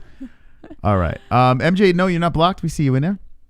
All right. Yeah, I'm going Magny too, but I think we put a poll on this one up too, right? Didn't we put Magny Chiesa? If not, we should put one up. I'm curious. I can do it. I'd like to see what the fan... I think we put one up, but we'll double check. Unknown caller, you're live with the MMA-Holes. What's the name? What's on your mind? It is crazy how nobody is talking about Amanda Hebus. Okay. 516-522-0267. If you had like a 30-minute call. And you called in for like 20, 30 minutes, let other people have an opportunity. Like, Amanda is very good, guys. though. She is a good fighter. I'll give you that. That girl is a Okay, what was the other poll you wanted me to do? No, we got it up. Oh. 1K votes. Michael Chiesa, 53%. So if you haven't voted on the Michael Chiesa, Neil Magny, I'm telling you, Magny, I like Magny in that fight. 219, you're live with the MMA-Holes. What's the name? What's on your mind? Hey, it's MJ. How y'all doing? Wonderful, wonderful. How are you, MJ? We are wonderful, wonderful. I got my girlfriend right here with me. Nice. Hey, Moss. Hey. Hey, what's going on? What was the topic? I've been trying to call, but like all the trolls calling. Yeah. People calling multiple times. Hey, babe, did you want to say something? This is Moss and Jesse.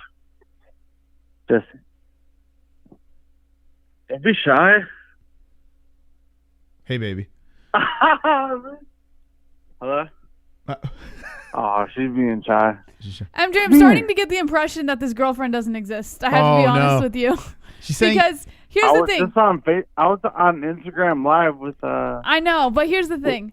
Yeah, when you were on Instagram Live, Moss asked about her. She coincidentally wasn't able to come on the thing, and then now you're saying that you say it in the chat a lot, and it's almost like you're saying it a little too much. Babe, come here and come over here. I think she's as real as Kevin Lee. I'm not very convinced. Does she look like Kevin Lee?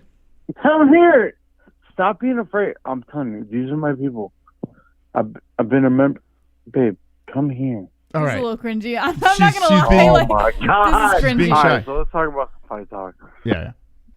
Okay. She's like, I'm bringing her into this community, right?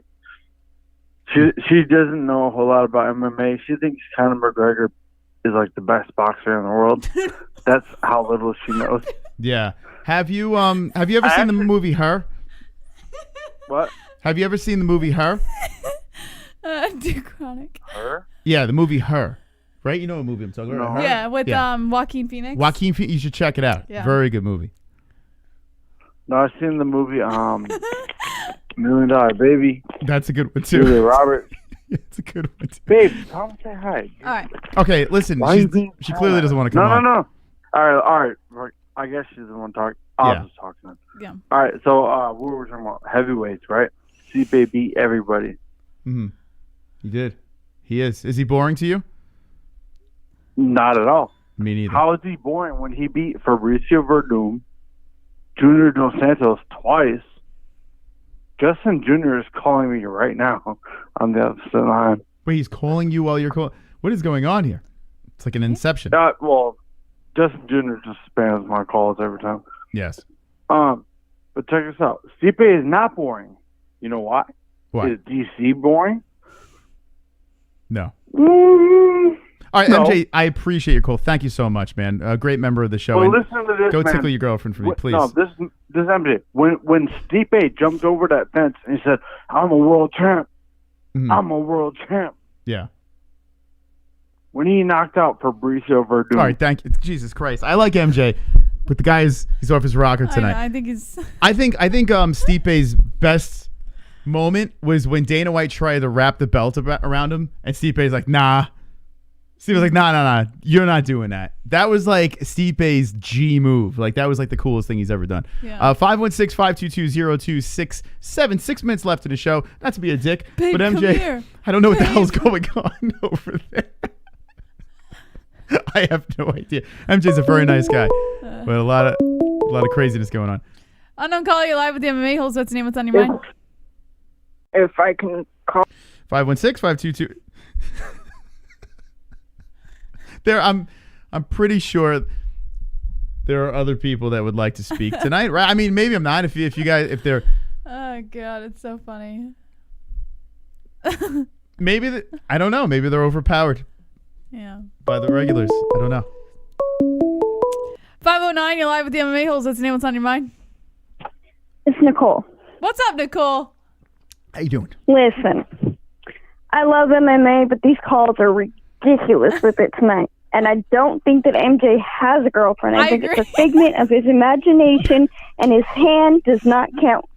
I agree. I don't know. There's something, he just says it in the chat a little too much that it's almost like, you know, like when someone tries to overprove something that's not real, and so they like overdo Yeah, it. he needs to realize this isn't the theater. Yeah, I don't know what's going on. I don't know. God, I don't know. Sounds like they're in a great relationship. Though. Yeah. Babe, come here. Babe. Rosie Palm and her 5 fingers don't count. Just saying. Well, listen, when the phone line's open, you never know, right? You never know what's going to call in. Yeah, I suppose. I mean, if you got to make a girlfriend up, you got issues. And I ain't got enough tissue for those today. All right, well, Nicole, thank you for clearing that up for us. We appreciate it. Wait, what about the fights? Well, you're welcome. Yeah, who are you picking this weekend? Have a good night. All right, have a good night. Thank you. I don't even know who's fucking fighting All on right, it. bye, Nicole. Thank you. I freaking love her. She's awesome. She's like, I love MMA, but I'm going to call and make fun of this guy. That's the best part of our show, man. Like all of She's us. freaking We awesome. started the show with camera problems. Then we open up the phone lines. We're talking about fucking fake girlfriends and shit. Yeah, we got It's the MMA-Holes, man. Nicole she's an OG, man. She's awesome. Unknown caller, you're live with the MMA-Holes. Shout What's out what's on your to mind? Joints. All right, shout out to 2 Joints. Thank you, Justin. Thank you for slipping that in. All right, I think we're going to stop the calls. Thank you. Wait, what? No, they're getting so good now, Moss. You got to get one more in there. 917, you're live with the MMA-Holes. What's your name? What's on your mind? Hello, my name is Gabe. I'm one of Rohan's boys, and I just want to talk about the main event, Conor McGregor versus Dustin Poirier. Okay. I cannot wait for Conor to knock him out inside 60 seconds. I know it's going to happen, and I just want to say, Manny Pacquiao is the greatest boxer of all time. Okay. He is. Manny Pacquiao is fantastic. He's a fantastic The calls boxer. are getting so good. Shout out to Rohan. Gabe and Rohan. Gabe and Rohan. 520, you're live with the MMA-Holes. What's your name? What's on your mind? Hey, what's up, guys? It's Renee. How you doing?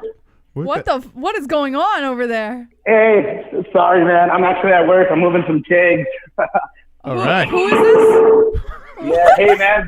Good show this weekend. It was pretty awesome, man. Thank you. Where are you working? Be right back. I'm actually working in the kitchen right now, moving some kegs out of the bar room. Nice, man. Who is this? Who is this? It's what we do. We watch your show when the UFC's on, man. And we kind of listen to you guys in the background and cheer and yell and scream. It's pretty awesome. Oh, hell yeah, man. Oh, wait, what's your name? Renee. Renee. Oh, what's up, Renee? Yeah, we know Renee. This is Renee Big. Oh, that's awesome, man. This is the big one. Where do you work, Renee? Yeah, dude. Hey, man. Finally got a chance to get a hold of you guys. Where do you work? I work for Yard House. A yard house. Oh, you know what it sounded like? Yeah. Like he worked in a What's school and he was moving school desks and chairs. That's what it sounded like. Almost, yeah. There was about 3 kegs we were dragging out. Your phone line was busy, so. Oh, gotcha. I thought that was kind of cool, though, that you said that you watched the show like in the kitchen, like everyone's working and they got the show on. I think that's pretty neat, you know? Yeah. That happens. Yeah, sometimes we throw it on the sound, man. We have the sound on when we can. But most of the time, we're so busy, we don't even get a chance to do anything. Oh, yeah. All right, well, thank you for the call, Renee. Yeah, Appreciate it. Yeah, hey, man. Good call on your cater, man. I know first time I bet against Max, totally wrong. I'm never going to live that one down. Yeah. Oh, you're not the only one. A lot of people are catering. You're mystic for a reason, brother. Hell yeah. You know it. All right. Thank you, Renee. All right. Cheers, fam. Love you guys. Talk to you later. There's Renee. Wait, let's get one more in. These are great.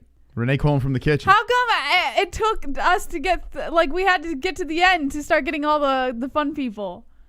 What the fuck, guys? He's slinging kegs around in the background. We got Ann and her dog with an eye infection, and Nicole and 219. You're like, oh my god, and ew. That was a hearing test. All right. Wonderful, wonderful. Very nice. Why do I feel like a drunken MJ goes to the mirror in a drunk mess, puts a wig, lipstick, and women's underwear and says, hey baby. Babe, come here. Babe, come here. Come on. Come on, babe. I don't know, man. Come here, babe. That's MJ's hidden girlfriend. Yeah, she's hiding. Well, listen, we got 46 seconds. You want to take one more? Sure. Okay. Let's go one more. All right, one more. 516-522-0267. Unknown caller, you're live with the MMA-Holes. What's the name? What's on your mind? Where are you at, Okay, thank you for the calls tonight. That was great. Oh, Dustin ruined it for everyone else. We had a great night. That was fun. I had a good time. Hit me with the ones in the chat if you had a good time as well. We will be live Wednesday morning. What time It's Will we be 9 a.m. Eastern time, so 7 for us. 7 for us. All right. So we'll be live for the entire card. If you're at school or work and you want to know what's going on in the fights, we'll let you guys know. We'll keep you guys posted. We'll give you the play-by-play. The shenanigans will go. And I'm looking forward to it. I'm looking forward to a nice morning stream, hanging with the holes. And yes, Conor McGregor coming back Saturday night versus Dustin Poirier. Chandler versus Hooker, the co-main event. The Calderwood coming back, who is very confident, saying she's going to smack around Jessica I. You got Frivola versus Zaitar. Frivola is that dude from Law MMA. I didn't know he was fighting on this card. Rodriguez versus Ribas. There is Justin Jr.'s girl. So yeah, that Ribas. I think Justin said he was interviewing her. She's very good. So tune into Justin Jr.'s interview. How dare you guys doubt me? I provide my man with great love. Oh, God. MJ's right hand. So I think we lost MJ in the chat. No, I think he's in there. He was the sound, that screeching sound. Oh, that was him. No, I'm saying. Oh, there he is. Anyways, guys, all the calls tonight were fantastic. Thank you guys so much for yes. calling in and giving us your opinions and your stories. And it was very nice. I can't wait until next Monday. You guys are awesome. You guys are all wonderful. We appreciate your company as always. And we'll see you Wednesday morning. Yeah. We're going to stay up and fix this camera. Let's get the fook out of here. JBH. All right. Thank you guys so much for your continued support. Like Ma said, we will be live Wednesday mornings at 9 a.m. Eastern time. And yeah, join us then. If you can't take it, you don't belong here. Don't be an a-hole. Be an MMA hole.